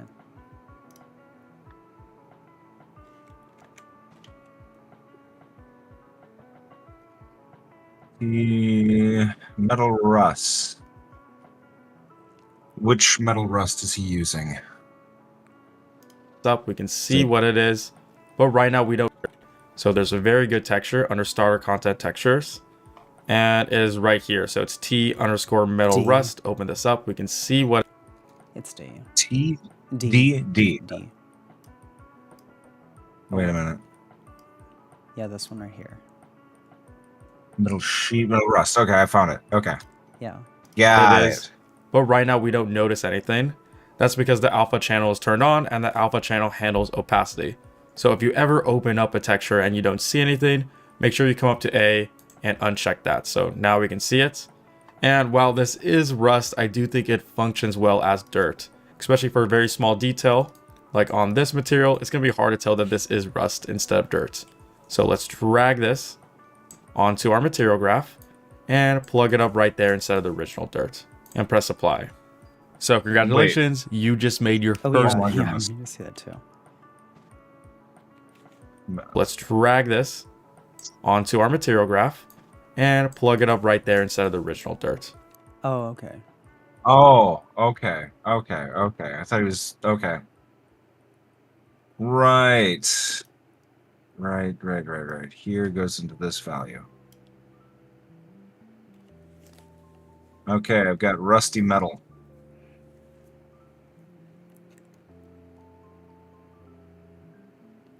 Oh, apply. Save that. Yep. Okay, mine's like that too. And press apply. So congratulations, you just made your first material in Unreal Engine 5. While it's not the best, it definitely is a good introduction to the power of the material graph. Before we continue, we first have to download some free assets I created for this tutorial to help us learn Unreal Engine. You can find a link to download the free assets in the description of this video. The reason why... Did you do that? I I did. Okay, yeah, I figured. I'm just making I don't know where it is. I think it's on my desktop. I think mine's in downloads. I think mine's literally just in downloads. Well, I extracted it somewhere, didn't I? Yeah. Let me check here. Last week. Well, let's see what he wants us to do with that first. I definitely have the compressed file, if nothing else. is because in this section, we're going to go over how we can take a texture and import that texture into Unreal Engine and use it in one of our materials. So to begin, I've already downloaded the assets for this tutorial. Right here, intro to Unreal 5.zip. Double click to go inside of it and double click to go into intro Unreal 5. So I want to make sure that I do unzip some of these assets, specifically the beginner assets folder. To unzip it, simply drag it onto our desktop. We are going to go over castle assets and intro Unreal project in just a bit, but for now we don't need these. So I'm going to exit out my zip folder, and now we have a brand new folder with a bunch of assets we're going to import into Unreal Engine 5. So it'd be Okay, well, let's grab them. I thought I put it on my desktop, but I guess I didn't. What's the name of it? It's got beginner a assets? goofy number in front of it. Well, mine just has a string of numbers and letters, and then it says intro Unreal 5. Okay. And that's the compressed file, and then it says intro Unreal 5, and then beginner assets. Right click that. Can I copy? And then just go to the desktop and paste. I guess I didn't get it. I think that worked for me. I love how I can do that without even looking at my desktop. Not that that's anything new. That's so old. Windows. Fun fact. Okay. Unreal Project. Oh, wait. Intro Unreal 5. I've got them. Okay, cool. Where did he want us to put them? Just the desktop. Probably just to make it easy. Technically, you could put it wherever as long as you know where it is. And looking at his, it looks like mine's correct. Yeah, worked for me. The one that says wood crate, FBX, that's an FBX, that's not a PNG, so it's not going to have an icon.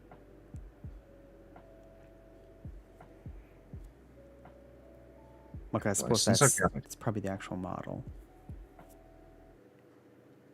Just create a shortcut for that. Yeah. Yeah. Okay.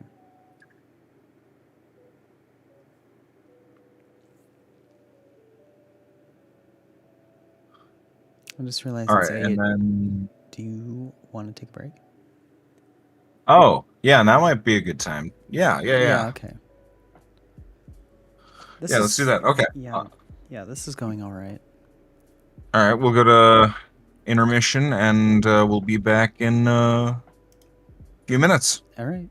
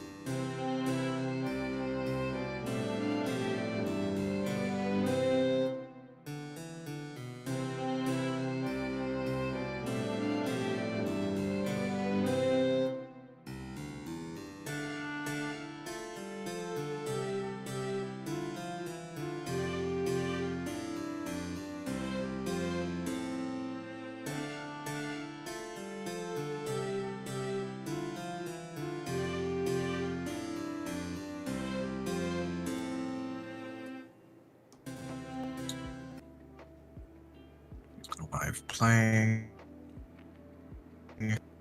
Streams back there. And okay. Okay. Gonna hit play. Cool. Again, we're going to create a very simple material using these three textures right here.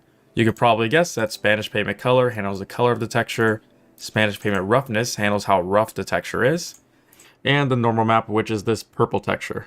While it does look pretty weird, don't worry, we are going to go over what a normal map is in just a second. But for now, let's go import all three of these into Unreal Engine 5. So let's open up Content Drawer and go into My Stuff. Because you remember, we created a folder called My Stuff to hold all our assets. And I'm going to hold down my left mouse button and drag all these assets into my content drawer. So you want to make sure that your content drawer is open, so you are able to drag it in, let go, and automatically these three textures have imported. So we'll notice that all three of these textures have a little asterisk right there that tells us that these textures need to be saved. So select all of them and press Ctrl S, or we could have clicked on Save All. So if I double click on Spanish base color, we can see that the texture has successfully been imported into Unreal Engine 5 and sRGB is turned on. For color textures, we want to make sure sRGB is turned on. For everything else, such as masks and normal maps, we want sRGB turned off. For Spanish pavement Hold up. such as on. For color textures, so if I double click on Spanish base color, we can see that the texture has successfully been imported into Unreal Engine 5 and sRGB is turned on. For color textures, we want to make sure sRGB is turned on. For everything else, such as masks and normal maps, we want sRGB turned off. For Spanish pavement roughness, we see that's turned on. I'm going to check this to false and save it.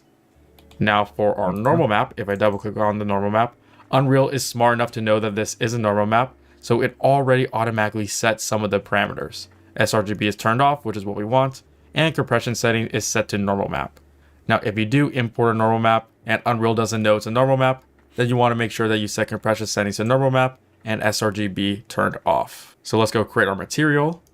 Wait, did he change something? Back to settings to normal map and sRGB. Unreal doesn't know it's a normal map, then you want to make sure that you set compression settings to normal map and sRGB turned off. So let's go create our material by right clicking, go to materials, call this one M underscore Spanish pavement. Now you do not have to add the M underscore in front of our name, but just for convention, I like to add M underscore over all of my materials to tell me just by quickly reading the name of the asset that this is a material.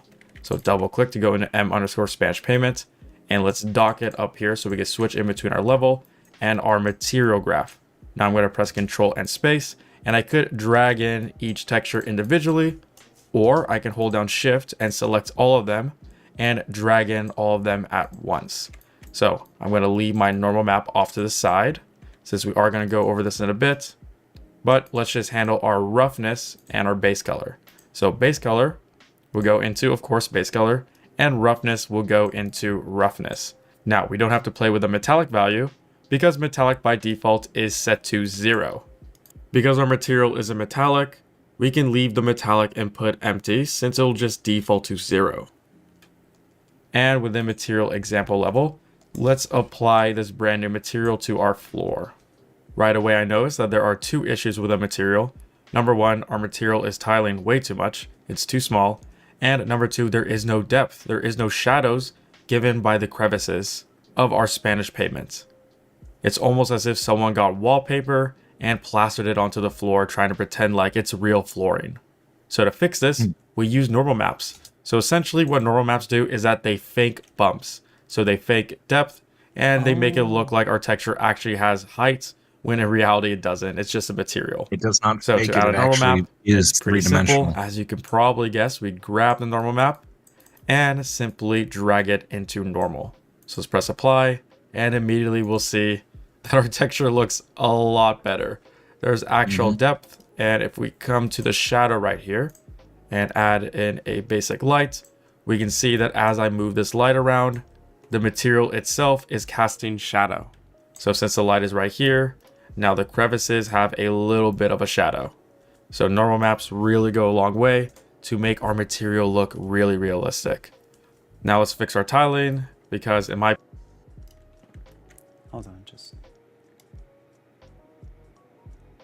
Did that work? It sort of worked. It's a subtle change. It looks way less subtle than his. Did I save it properly? Yeah, I did. He's also got a new light source too. Oh wait. Oh wait, that was my bad actually. I think. Was it my fault?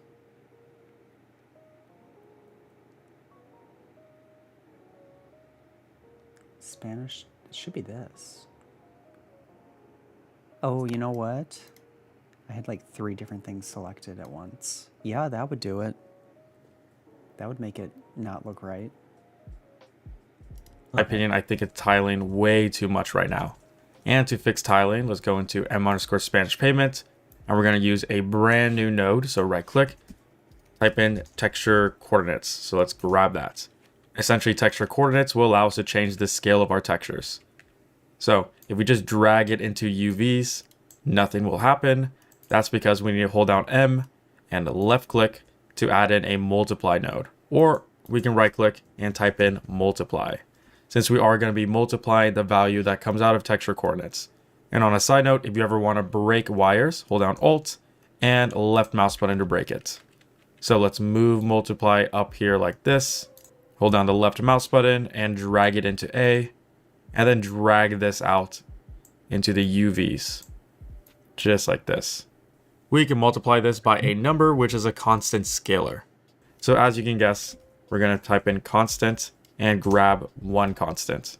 So plug this into B, and let's give this a value of, instead of 1, something smaller, like 0.5. And this will increase the size of our texture to make our Spanish payment bigger. And we can see immediately that it did make the texture bigger. We can maybe even make this a little bit bigger. Let's try 0.35 and press apply. And now I do like the scale of our payment. We can also add in a little bit of customization. So maybe I don't like the tint of this. I want to make our payment a little bit more red or a little bit more green. Well, I can marquee select by holding down the left mouse button anywhere in my graph, select all my nodes, move it back a bit, since we're going to be adding some nodes right here. So I'm going to hold down M and left click again to add in the multiply node and drag RGB into it like this, and then drag it out into base color. I actually want this RGB to go into B, not A. So I could hold down Control and hold down my left mouse button to then grab this wire and place it into B to just switch it from A to B. Now I'm going to hold down 3 and left click to add in a constant 3 vector. And I'm going to set its default value to white and plug this into A. So since R, G, and B are all 111, there's going to be no changes right now with the Spanish payment. But if I want to make our Spanish payment a little bit more red. Yep. That was also all right. So he's got a multiply. And he has the texture sample going into B, and then the output's going into base color. Multiply there. Why didn't that pop up earlier? Oh, that's weird. Okay. Something about just an RGB of white. To just switch it from A to B. Now I'm going to hold down 3 and left click to add in a constant 1 shadow. That's coming from the light source. Okay. Oh my god, where was it?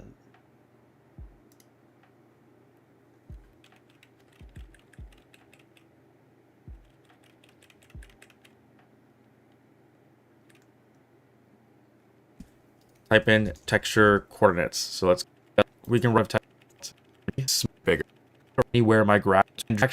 Plug this into A.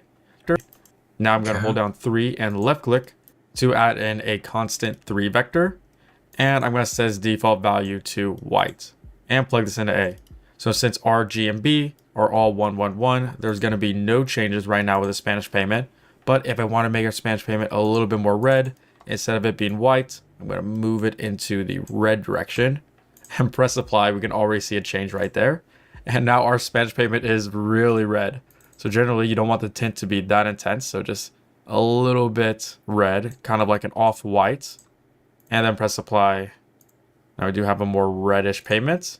Or we can even add some greenish blue, and we subtract a lot of red from our Spanish payment, and maybe you do like the look of this better. Right now our material looks nice, but there is one big issue, and that is it is not real time. So whenever we make a slight adjustment, we have to press apply and wait for it to compile in order to see changes in our world. And as you can imagine, if we have a really complex material and we make a slight change, the compile time can take a while. So we're able to get around this with parameters. So parameters allow us to make real-time adjustments without any compile time whatsoever. So let's jump into it to show how to use them. Before we create a parameter, we first need to create a material instance. And this material instance will hold all of our parameters. So to create a material instance is pretty easy. First, you want to find the material you want to create an instance of. In our case, it's a Spanish payment. We already have the location open up within our content drawer, but just as a reminder, if you want to find exactly where this material is, select the object with the material on it, and within the details panel, select the little magnifying glass to jump to that location in your content drawer. So here we have m_Spanish payment, and to create a material instance, simply right click on your material and go create material instance. Now, instead of calling it m_Spanish payment, I'm going to call it mi_Spanish payment. So I like to use an m to tell me that this asset is a material, and I like to use mi to tell me that this asset is a material instance. So let's double click to go into the material instance, and we'll see that we don't have any parameters right now. A parameter is essentially a setting that allows us to change our material. And that's because I need to tell Unreal exactly what settings within our material I want to make a parameter, what variables I want exposed to the material instance. So for example, if I want to make... Hold up. Okay. So this is interesting. I touched on this when we spoke about programming, about inheritance. So we have created a base material, and we're now creating an instance of that base material. We're probably going to edit it, keeping the base material, but also saving the new material as an instance of the base material. Yeah. Here, I want to make sure I do this right.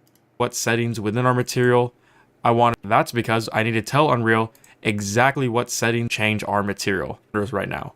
A parameter is essentially a setting that allows us to change our material.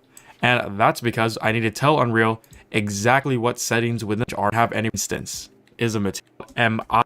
Now, since simply right click on your material and go create material instance. Oh yeah, I would have messed that up. Good thing I went back and looked.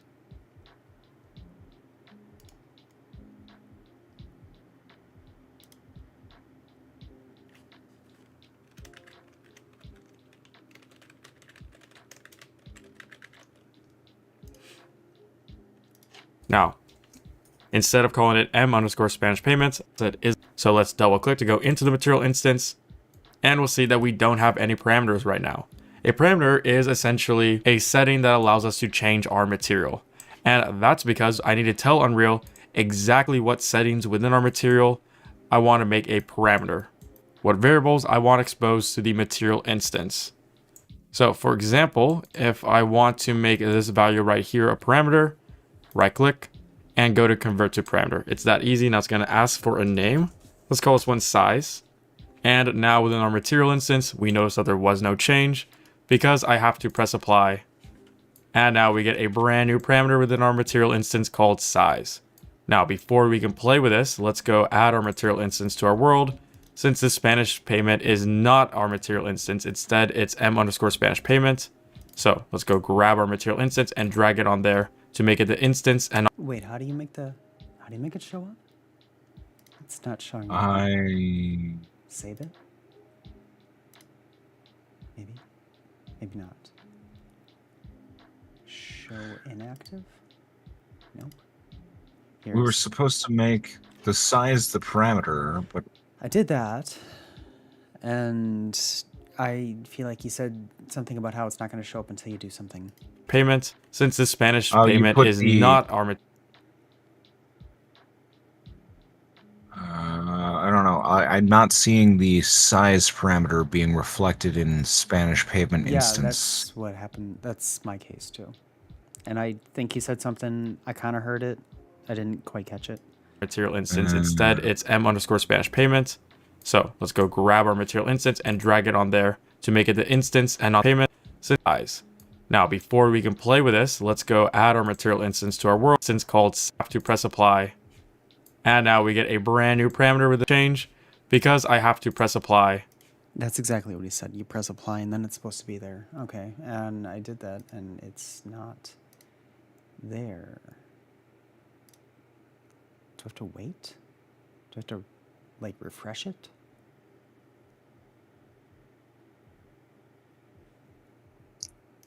Where's it even And now supposed we to get be? a brand new parameter within our material instance called size. Global It's under scale. details. I thought it would be under Oh, there it is. parameters. Yeah, you did the same thing I did, didn't you? I just Yeah. yeah, okay. Exactly. I thought it would be there. Okay, well, whatever. Now, before we can play with this, let's go add our material instance to our world. Since the Spanish payment is not our material instance, instead it's m_Spanish payment. So let's go grab our material instance and drag it on there to make it the instance and not the main material. Now, with our material instance opened, I'm going to check size and let's go play with this value. So I can see that as I increase it, it's all updating in real time. And as I decrease yes, it is. I'm able to see exactly the size that I want. So trying to pick a size this way, instead of having to jump into our material, manually edit something, and then click apply and jump back. By just exposing it as a parameter for our material instance, it makes creating materials a lot easier and, in my opinion, a lot more fun. Now, we're not just limited to creating parameters for scalar values. We can even go into m_Spanish payment, and let's turn this color into a parameter. So call this one color tint, and let's go back into material example. And we do not have anything because I forgot to press apply. And this color tint is available to us. So maybe I don't want it to be this kind of greenish. I just want to bring it over to, let's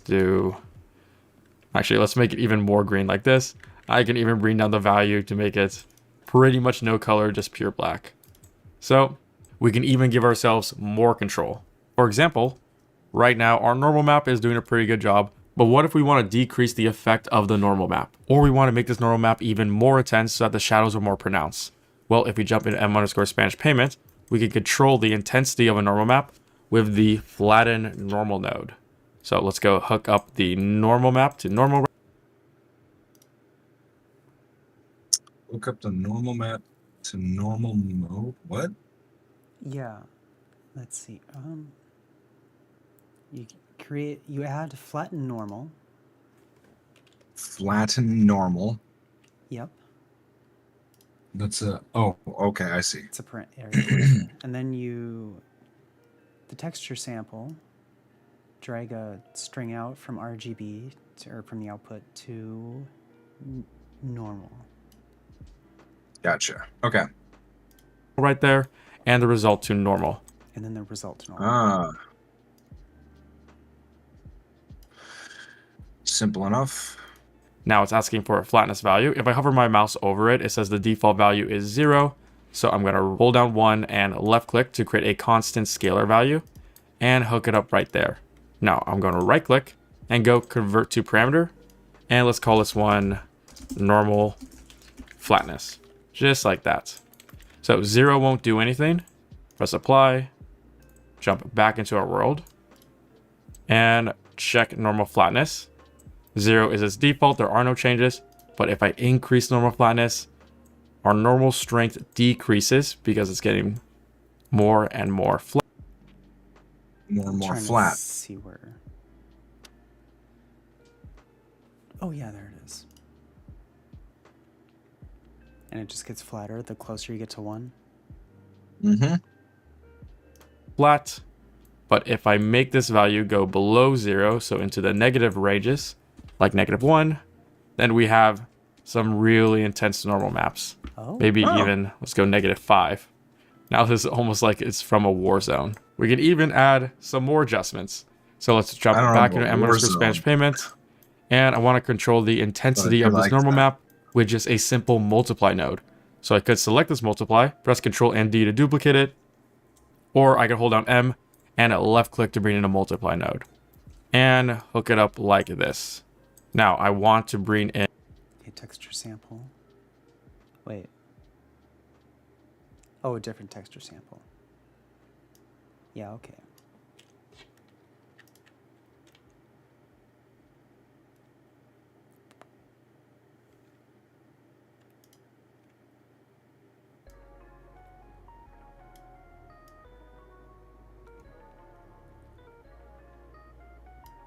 Texture sample. So we're getting another color tint or something?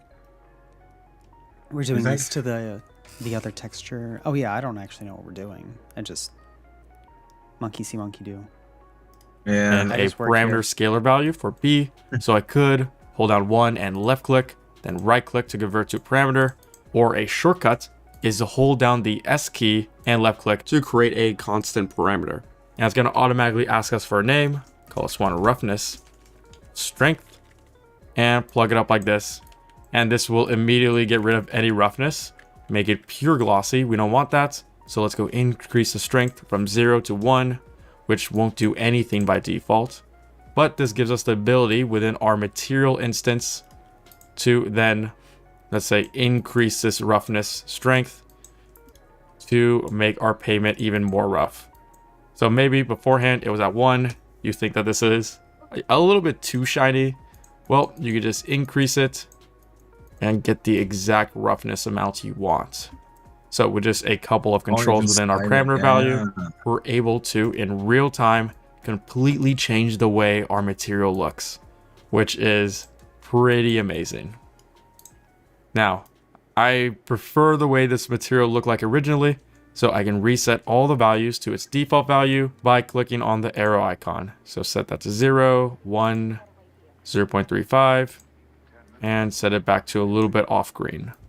Now that we know how to create material instances, it's now time to go over master materials.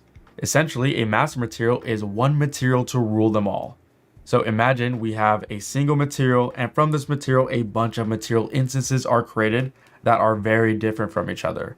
These instances can be anything from paint, concrete, wood, pretty much anything you can imagine, and they all share the exact same master material.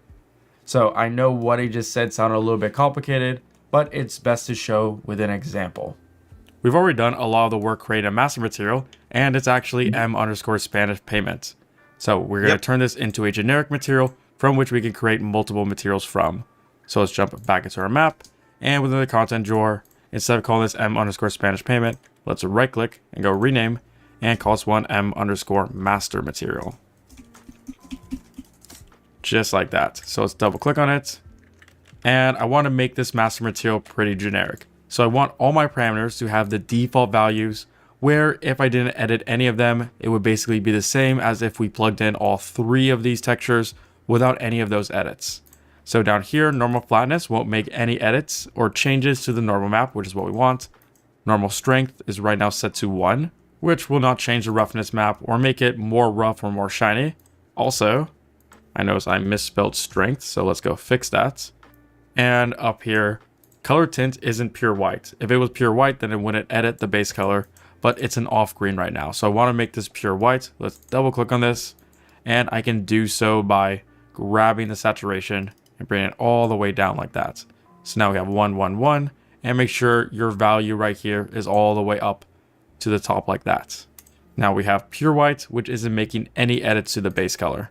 Now we are making an edit to the multiply node right here. So this is a size of 0.35. So it's going to decrease the tiling and make our texture a lot bigger than what it would be by default.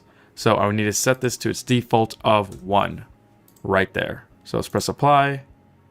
And as a reminder, if I open up mi_Spanish payment, essentially by changing the values within the master material in a material instance, we see size right here is 0.35. To change it to its default, all you have to do is click on the arrow like that. So for color tint, it's right now green, which is what it was originally. If I click on the arrow, now it's pure white. So let's go back. And I also want to expose the textures right here. So I want to be able to... Okay. Oh, I see. Okay, so he's going to expose the textures. Okay, all right. What was that? I am taking. I mean, I am taking in a lot. At one time, like it's like I'm still enjoying this, but it's like it's like Your brain's moving and schmoving. yeah. Hello, by the way, Bush. Yes, we're learning how to do stuff in Unreal Engine.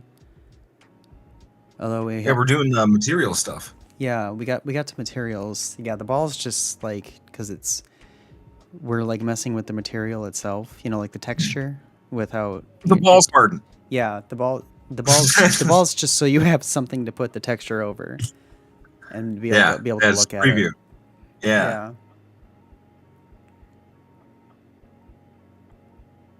I'm trying to decide if I can keep going because it is a lot to take in. You know, we can stop here. I mean, Yeah. you're right. We covered a shit.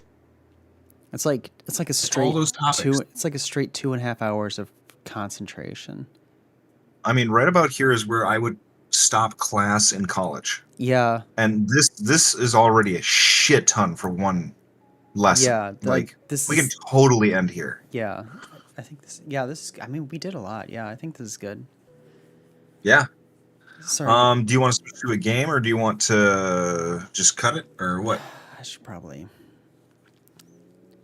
wrap it up. Struggle to sleep again this week. It's a constant. Oh no. It's a constant thing for me. The problem is not even going to bed. It's like I wake up either in the middle of the night or like an hour before I need to like actually get up for work, and it's like I can tell that I'm just designed. Well, humans are designed to like sleep not in one 8-hour block. Like we're meant to like wake up in the middle of the night for like an hour and a half, 2 hours, and then go back to sleep and finish sleeping. Yeah.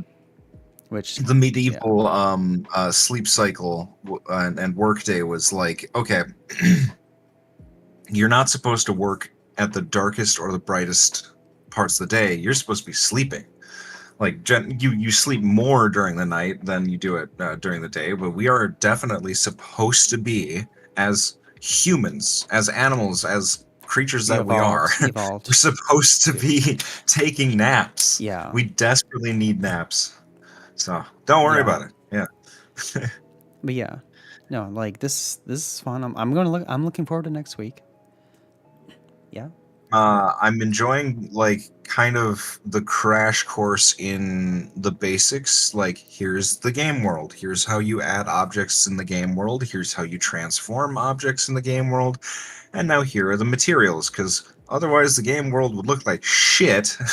I'm glad how like we just happened to pick probably just happened to pick the right tutorial, but also like that Unreal itself is just this easy that we can just do this.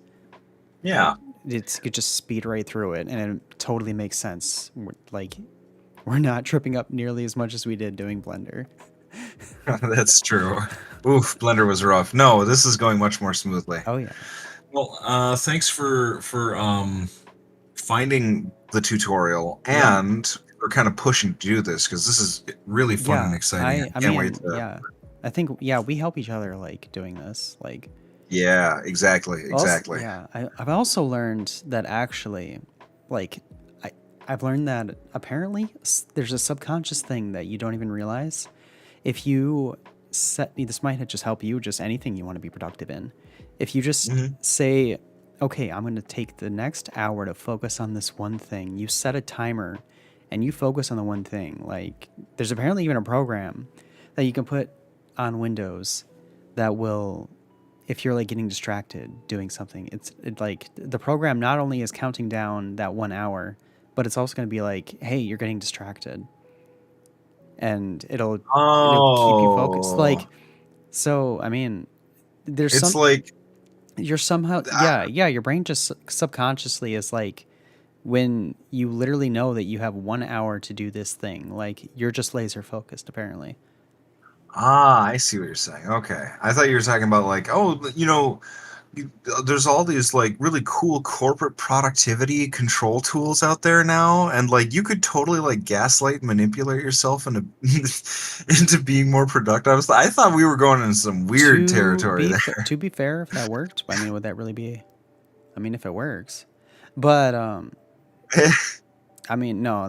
I don't know. This seems like more like just down to earth. Like you just want to like Because I mean, Just I try to set a I reminder try to for look up yourself. stuff like this because I struggle focusing, like even trying to do the model, and I think I'm gonna do Yeah. that. Like I think when I get home after work, like because I don't think I could just do a straight 4 hours of it either. So it's like I'm probably just gonna like 1 hour. I don't know, like 6 to 7 or something. I just work on the model, and whatever I get done, I get done. You know. Yeah, that's not a bad. It's not a bad approach. Just kind of give yourself a little chunk of time to have some fun with it. Yeah. That hour will probably go by real fucking quick. Let me tell Oh you. yeah. All right, well, let's call it for the night. All right. I think I'll keep. No, I've got some stuff I need to do. Okay. I'll cut it here too. All right, Okay. thanks, and we'll see you next week. Yep. Bye. Bye. And thank you, lovelies, for joining me. I would love to